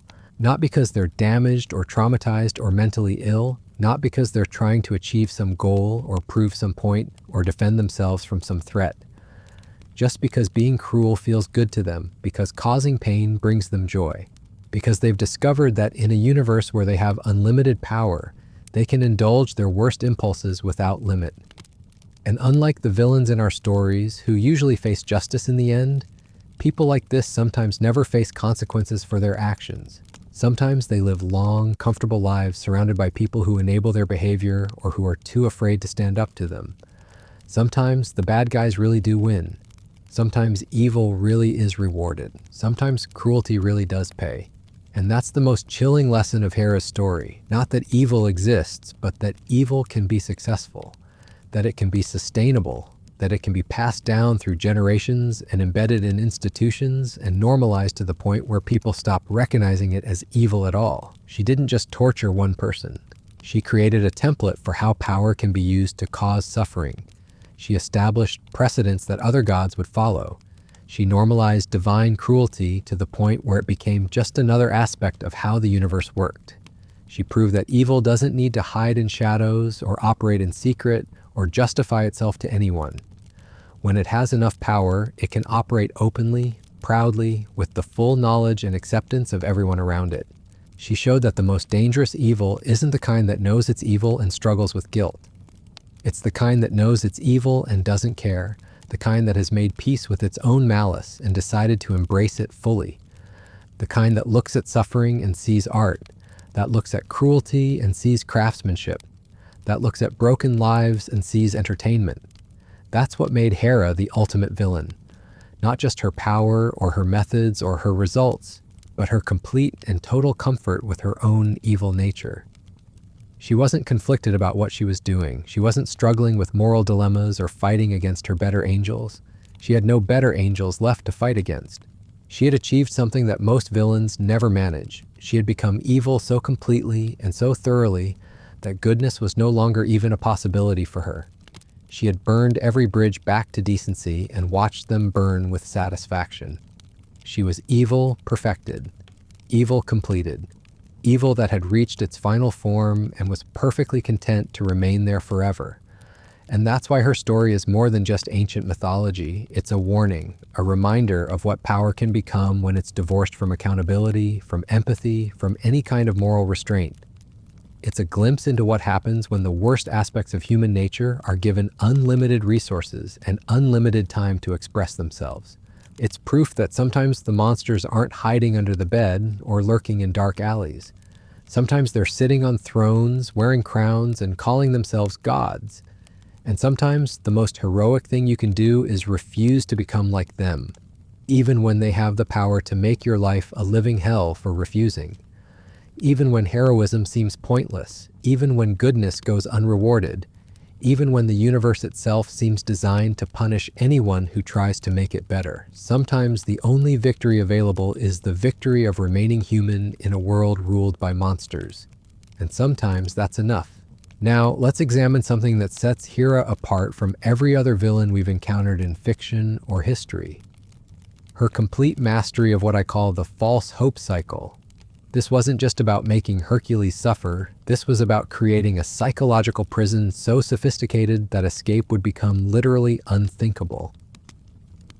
Picture this: after years of torment, after the madness, after the destruction of his family, Hera does something that seems almost merciful.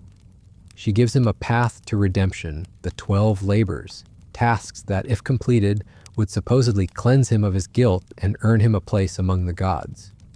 But here's the diabolical genius of it all. She wasn't offering him real redemption. She was offering him the illusion of redemption while ensuring that the psychological chains would only grow stronger. Every labor he completed should have made him feel better about himself, right? Every monster he defeated should have proven his worth, his heroism, his capacity for good. But Hera had rigged the game so perfectly that each victory became another weight on his conscience. Think about the psychological precision required for this. She had to understand that the human mind needs hope to survive, but she also knew that hope could be weaponized, so she gave him just enough hope to keep him going, but never enough to actually heal. It's like a drug dealer who gives you just enough of a fix to prevent withdrawal, but never enough to actually satisfy the craving. Except instead of drugs, she was dealing in redemption, and instead of physical addiction, she had created psychological dependency on her approval. Modern villains dream of this level of control. The closest we see in contemporary fiction might be someone like President Snow from the Hunger Games, who understands that hope is more dangerous to tyrants than despair, so he gives people just enough hope to prevent total rebellion while ensuring they remain trapped in his system. But even Snow's manipulation pales in comparison to Hera's sophistication. Snow was dealing with political control over a population. Hera was conducting microsurgery on a single human soul. She had studied Hercules so thoroughly, understood his psychology so completely, that she could predict exactly how he would interpret each victory, each failure, each moment of triumph or despair. She knew that his heroic nature would compel him to keep trying, keep striving, keep believing that the next labor might finally be enough. And she made sure it never was. Not because the tasks themselves were impossible, they weren't, but because she had programmed him to believe that no amount of heroism could ever balance the scales for what he'd done to his family. She had convinced him that his guilt was infinite, while his capacity for redemption was finite. It was mathematical cruelty. No matter how many good deeds he performed, the equation would never balance because she had rigged the math from the beginning. This is what separates her from villains like Jigsaw from the Saw movies, who also creates elaborate tests for his victims. Jigsaw at least believes his victims can truly escape their situations if they prove themselves worthy. His games are horrific, but they're designed with actual exit strategies. Hera's game had no exit strategy. It was designed to be perpetual, self-sustaining, impossible to win. She had created the ultimate hamster wheel where the act of running just made the wheel spin faster. But here's where her evil reaches levels that would make cosmic horror writers weep with envy. Because she didn't just trap Hercules in this cycle, she made him grateful for it. By the time he was deep into his labors, he had become convinced that this suffering was necessary, that he deserved it, that the pain was proof he was taking responsibility for his actions. She had turned self-destruction into self-righteousness. He wasn't just punishing himself anymore, he was proud of punishing himself. He wore his suffering like a badge of honor, proof that he was facing up to his crimes like a true hero should. She had managed. She had made her victim complicit in his own torture. not something that no other villain in fiction has ever through coercion or threats, but through conviction. He chose to continue suffering because she had convinced him that choosing anything else would be morally wrong. That's not just psychological manipulation, that's psychological alchemy. She had transmuted his natural instinct for self-preservation into a compulsion for self-destruction, and she had done it so skillfully that he never even realized the transformation had occurred. Modern cult leaders study techniques like this, but they're working with human lifespans and human resources. They might successfully brainwash someone for a few years, maybe a decade if they're exceptionally skilled, but their influence dies with them, and their victims can eventually escape or be deprogrammed. Hera had eternity to perfect her technique, and her victim could never escape because she had convinced him that escape was evil. She had made freedom itself seem like moral failure. Compare this to someone like Hannibal Lecter, who certainly understands psychological manipulation. Hannibal enjoys getting inside people's heads, understanding what makes them tick, using their own thoughts and fears against them. But Hannibal's manipulations are ultimately about immediate gratification. He wants to unsettle people in the moment, to demonstrate his intellectual superiority, to create chaos for his own amusement. His psychological games are like chess matches, complex but finite, so there you have it.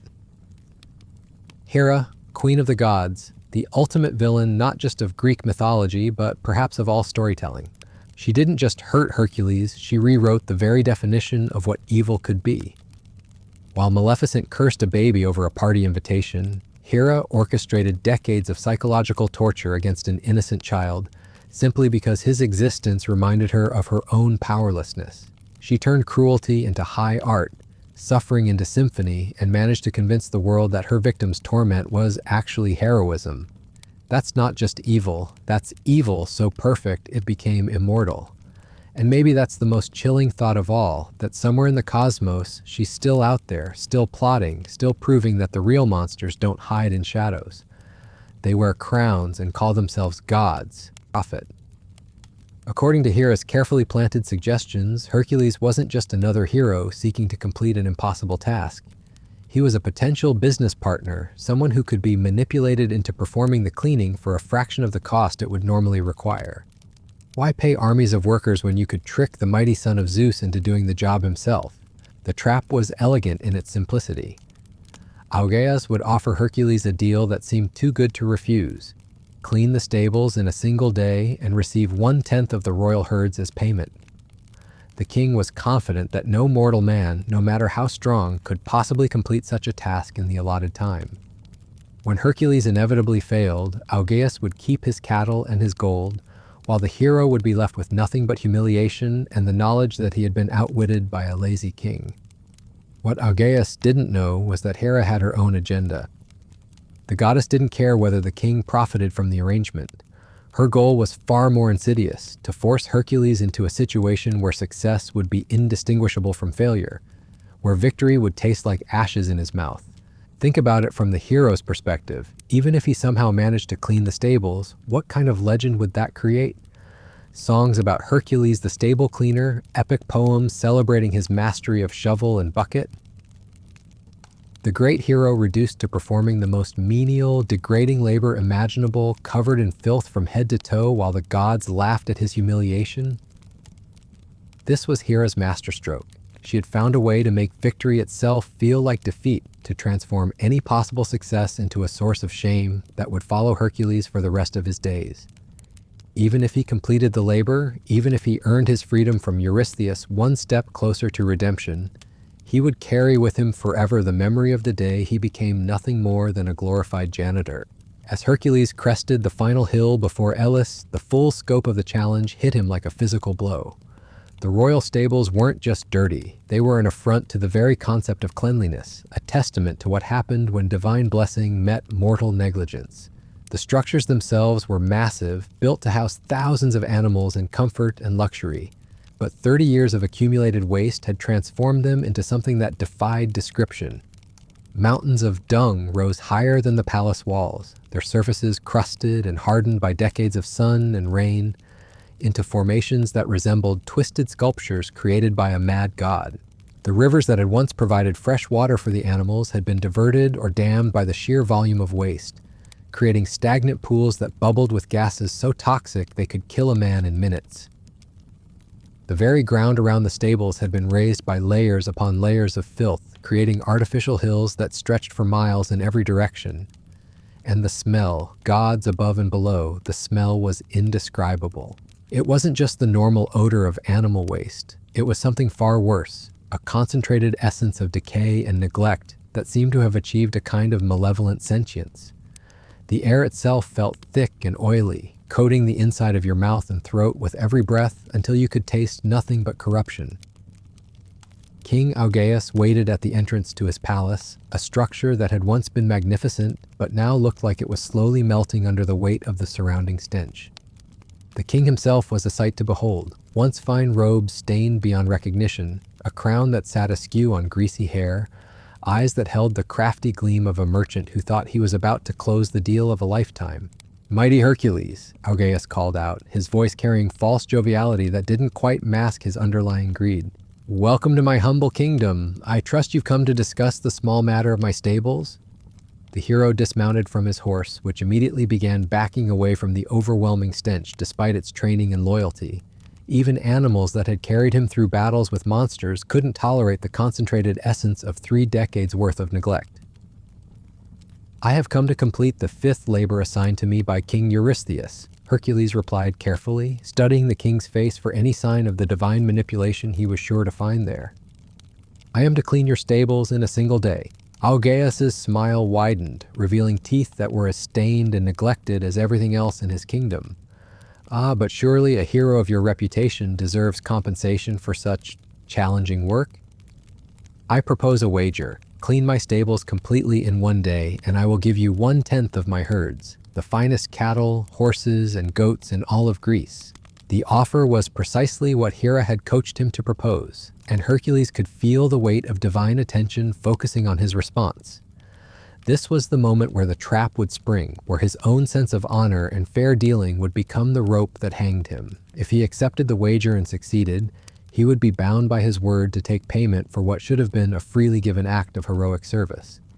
But if he refused the offer, Augeas could legitimately claim that the hero was too proud to work for honest compensation, turning Hercules' nobility into evidence of arrogance. Either choice led to the same destination, a hero's reputation tarnished by association with the most degrading labor imaginable. But Hercules had learned something precious from his previous encounters with divine sabotage. The key wasn't to avoid Hera's traps entirely. That was impossible when the Queen of the Gods could manipulate circumstances with such precision. The key was to find ways to turn her schemes against themselves, to transform intended humiliations into unexpected victories. "Your offer is generous, King Augeas," Hercules replied slowly, his mind racing through possibilities and implications. "But before I accept or decline, perhaps you could show me the full extent of the challenge. I prefer to see exactly what I'm agreeing to before making binding commitments." The king's eyes lit up with anticipation. He was sure that once the hero saw the true scope of the task, he would either flee in terror or accept the wager out of desperation. Either outcome would serve Augeas' purposes perfectly. They walked together toward the stables, though walked was perhaps too generous a term for the careful navigation required to move through the landscape of accumulated filth. Paths had been carved through the waste mountains, narrow channels that wound between towering walls of hardened dung, like passages through a particularly nightmarish labyrinth. As they moved deeper into the stable complex, Hercules began to understand the true genius of Hera's psychological trap. This wasn't just about cleaning animal waste. This was about accepting a task so fundamentally degrading that no amount of heroic strength or divine favor could make it seem noble. The individual stalls were buried under decades of accumulated filth that had hardened into formations resembling stalactites and stalagmites. The waste had fermented and fossilized into something that was no longer organic matter, but rather a new form of stone, created by the alchemical processes of neglect and time. Worse still, the sheer volume of material meant that traditional cleaning methods were useless. You couldn't simply shovel this mess into carts and haul it away. The quantity was too vast, the material too heavy, the logistics too complex for any conventional approach. Magnificent, isn't it? Augeas said with pride that was either genuine or completely insane. 30 years of careful accumulation, the result of the finest livestock in all of Greece, cared for with minimal interference in natural processes. Hercules stood in the center of what had once been the main stable yard, now a canyon carved between mountains of waste that towered overhead like the walls of some infernal fortress. The mathematical impossibility of the task was staggering. Even if he worked without rest for 24 hours straight, even if he possessed the strength to move mountains, which, to be fair, he did, the sheer volume of material would take months to relocate. This was the moment where most heroes would have admitted defeat, where the impossible nature of the challenge would have broken their spirit and sent them slinking away in shame.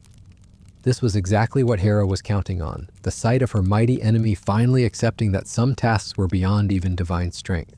But as Hercules stood in that canyon of filth surrounded by the monuments to royal negligence, something unexpected happened. Instead of despair, he felt a strange kind of clarity.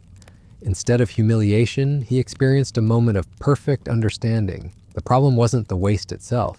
The problem was thinking of it as waste instead of as raw material for a solution far more elegant than anything Hera had imagined. "Tell me, King Augeas," Hercules said thoughtfully, "where did the rivers go?" The king looked puzzled by the question.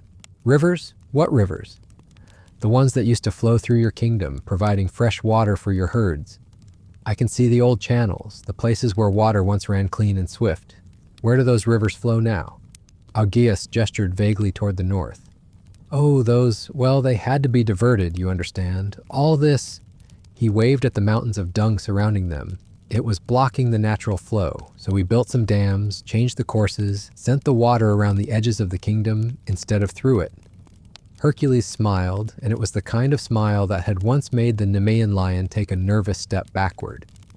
"Show me," he said quietly.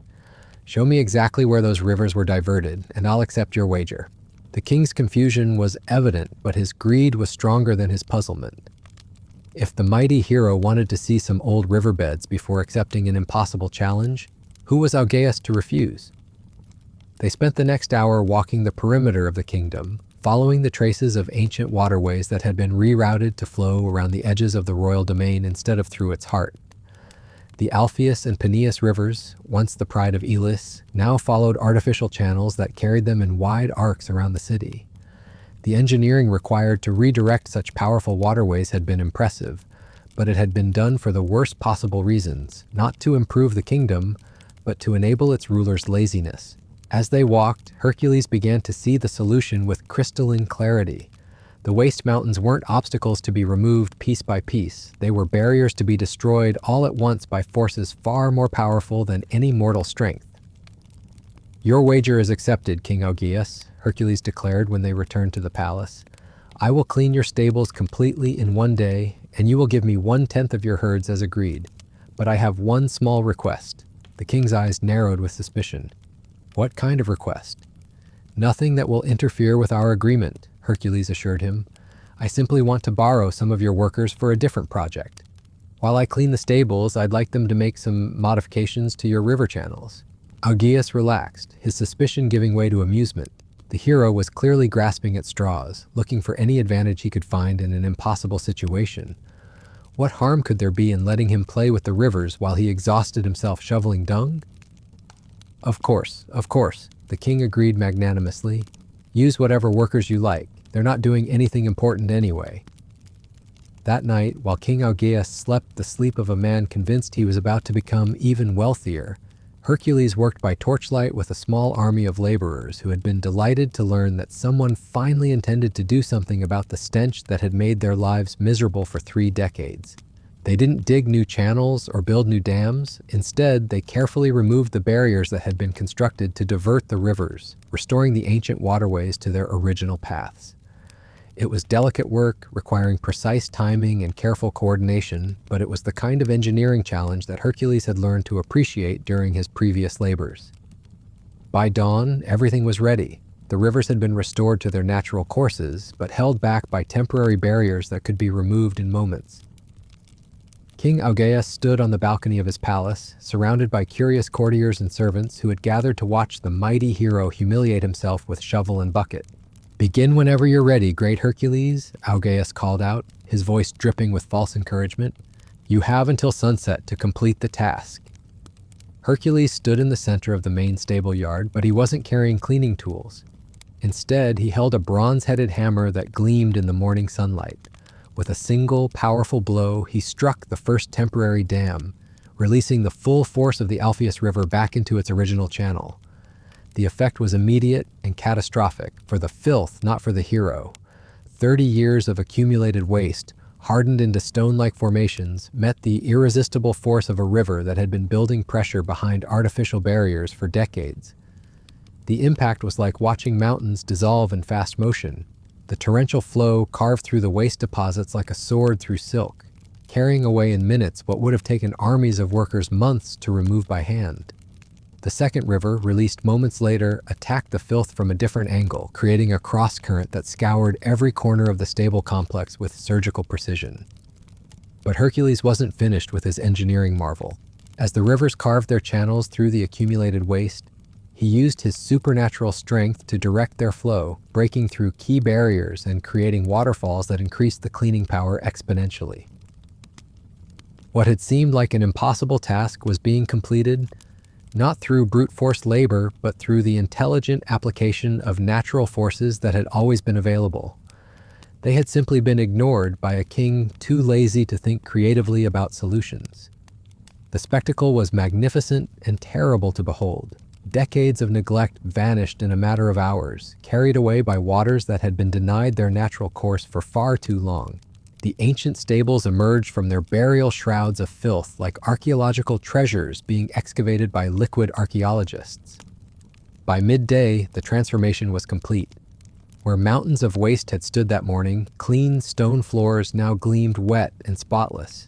The rivers flowed through the complex in their original channels, providing fresh water and natural cleaning that would prevent any future accumulation of filth.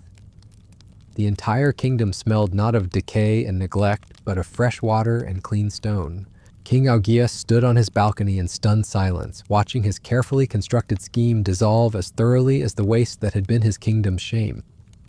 The hero had not just completed an impossible task, he had transformed it into something that looked effortless, elegant, almost artistic in its execution. But Hera's sabotage wasn't finished. The Queen of the Gods had anticipated that Hercules might find some clever solution to the cleaning challenge. Her real trap lay in what would happen next, in the aftermath of victory when the hero would expect to collect his promised reward.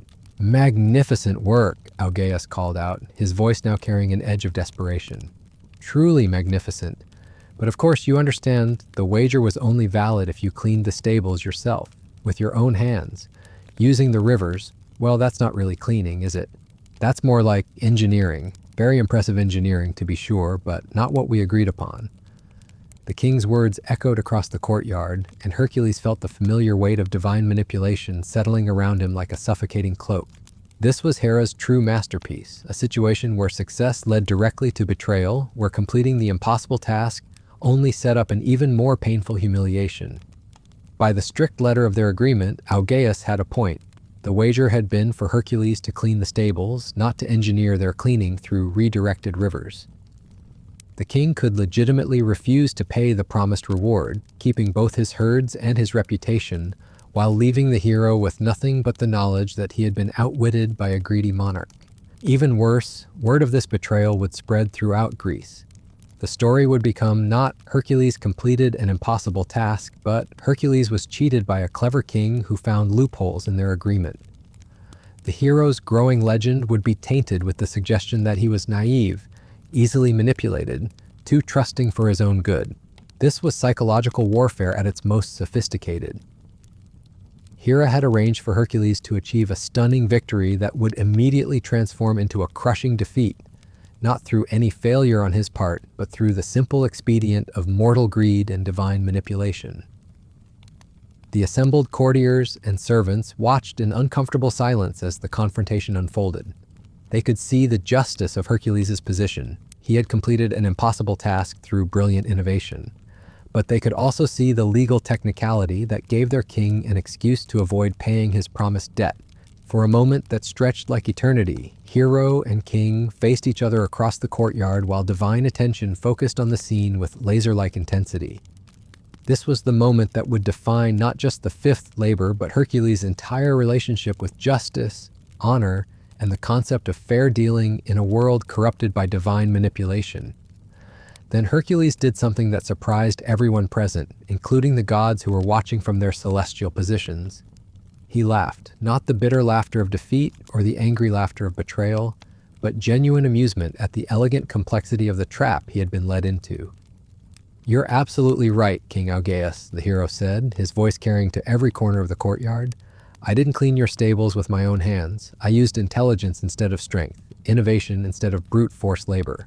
According to the exact terms of our wager, you owe me nothing." The king's relief was visible, his shoulders relaxing as he realized the hero was going to accept the legal technicality without a fight. But Hercules wasn't finished speaking. However, the hero continued, his voice taking on a different quality. "I think it's important that everyone here understands exactly what kind of agreement we made and what kind of king you've chosen to follow. What followed was not a threat or a demand for payment, but something far more devastating. A calm, detailed explanation of exactly how the confrontation had unfolded, delivered in the clear, carrying voice of someone who expected to be heard by audiences far beyond the immediate courtyard. Hercules described the 30 years of neglect that had created the problem in the first place. He explained how the king had offered a wager that seemed generous but was actually designed to be impossible to complete.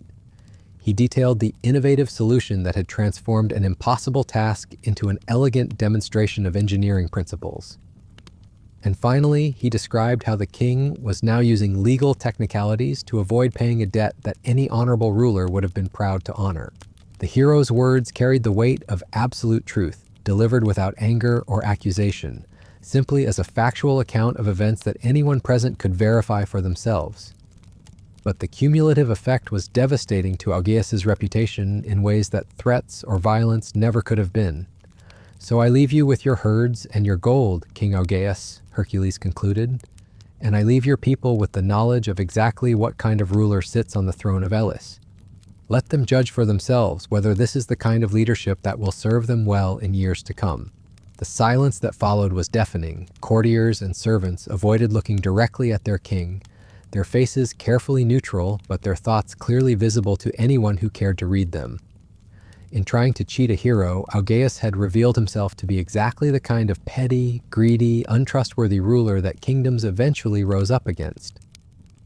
But the real masterstroke came when Hercules turned to address the assembled workers who had helped him redirect the rivers. "You, however, have earned every bit of compensation I can provide. Your king may choose to break his agreements, but I will not break mine." From his traveling pack, the hero produced a collection of golden ornaments and jeweled weapons that he had won during his previous adventures. He distributed them among the workers not as payment for their labor, that should have come from their own king, but as gifts of gratitude from someone who understood the value of honest work, honestly rewarded. The contrast was unmistakable and devastating. Here was a hero giving away his own treasures to honor his commitments, while their king used legal technicalities to avoid his obligations. The message was clear without being spoken. This was what honor looked like, and this was what dishonor looked like, and everyone present was smart enough to tell the difference. As Hercules prepared to leave Elis, he could feel Hera's fury radiating from the very air around him. The goddess had crafted her most elaborate trap yet, only to watch it backfire in ways that left her intended victim stronger and more legendary than before. Instead of being humiliated by the stable cleaning, Hercules had transformed it into a demonstration of intelligence over brute force. Instead of being cheated and humiliated by a greedy king, he had turned the betrayal into a lesson about honor that would be remembered long after the specific details of the labor were forgotten. But perhaps most importantly, he had found a way to complete the task without compromising his own integrity or allowing divine manipulation to corrupt his sense of justice. The fifth labor was officially complete. Eurystheus' woolables had indeed been cleaned in a single day. It'd have no choice but to acknowledge that the saint but the hero had refused to let success be poisoned by association with dishonor. As he walked away from the palace of Elis, leaving behind a kingdom that now smelled of fresh water instead of accumulated waste, Hercules carried with him more than just the satisfaction of another impossible victory. He carried the growing understanding that his true enemy wasn't any individual monster or challenge, but the corrupting influence of divine manipulation itself. Hera could send hydras and lions and boars. She could manipulate kings and orchestrate betrayals. She could turn potential allies into enemies and transform victories into defeats. But she couldn't touch the one thing that made him truly heroic, his refusal to let external circumstances change his fundamental commitment to doing what was right, even when doing right seemed to lead directly to being wronged. The fifth labor was complete, but the real battle was just beginning to reveal its true scope. 7 more challenges awaited, each one designed to test different aspects of his character, each one an opportunity for Hera to find new ways to attack the very concept of heroism itself. But as the sun set over the clean rivers of Elis, as the fresh smell of flowing water replaced 30 years of accumulated stench, one thing was becoming clear. Some legends are forged not in the absence of corruption, but in the refusal to be corrupted despite overwhelming pressure to compromise. And this legend was still being written, one impossible choice at a time. And so we reach the end of this epic tale of divine sabotage and heroic defiance. From the moment Hercules drew his first breath, he was caught in the crossfire of a cosmic family feud that would define his entire existence. Hera's jealousy, burning hotter than the forge of Hephaestus himself, transformed what should have been a straightforward quest for redemption into a masterclass in psychological warfare. We've witnessed the queen of the gods at her most creative and cruel. She turned the Nemean lion's hide into impenetrable armor, made the Hydra regenerate stronger with each wound, twisted Artemis against her own sacred deer, orchestrated massacres among the centaurs, and corrupted kings into instruments of betrayal. Each labor was designed not just to kill the hero, but to break his spirit, to prove that even the mightiest mortal was just another pawn in the games of immortals. But here's what makes this story truly legendary. Every trap Hera set, every impossible challenge she orchestrated, every moment she tried to corrupt Hercules' noble heart, only served to forge him into something greater than she ever imagined. She wanted to create a cautionary tale about the futility of defying divine will. Instead, she created the ultimate symbol of human resilience, the proof that heroes aren't made by the absence of challenges, but by refusing to surrender when those challenges seem insurmountable. The real victory wasn't in strangling lions or burning hydra heads or cleaning impossible stables. It was in maintaining his humanity when the gods themselves had abandoned theirs. It was in choosing compassion over conquest, wisdom over strength, honor over expedience, even when those choices led directly to greater suffering. So the next time you're facing your own impossible labors, remember Hercules standing in that frozen chasm with the Erymanthian boar, surrounded by mocking gods and certain defeat, still refusing to give up. Remember him kneeling before angry centaurs, choosing vulnerability over violence. Remember him walking away from King Augeas's betrayal with his integrity intact and his legend growing stronger, because that's what heroes really do. They don't just slay monsters, they prove that some things are worth fighting for, no matter the cost, no matter the odds, no matter how many gods line up against them. The 12 labors may be complete, but the real lesson of Hercules lives on. In a world full of divine manipulation and impossible challenges, the greatest victory is simply refusing to let them break your spirit. Some legends never die because they remind us of the unbreakable strength that lives within us all. Thanks for joining me on this epic journey through the heart of ancient heroism. If you enjoyed diving deep into these timeless tales of gods and monsters, hit that subscribe button and let me know in the comments which mythological hero you'd like to explore next. Until then, remember, the gods may sabotage the journey, but they can never defeat a hero who refuses to surrender.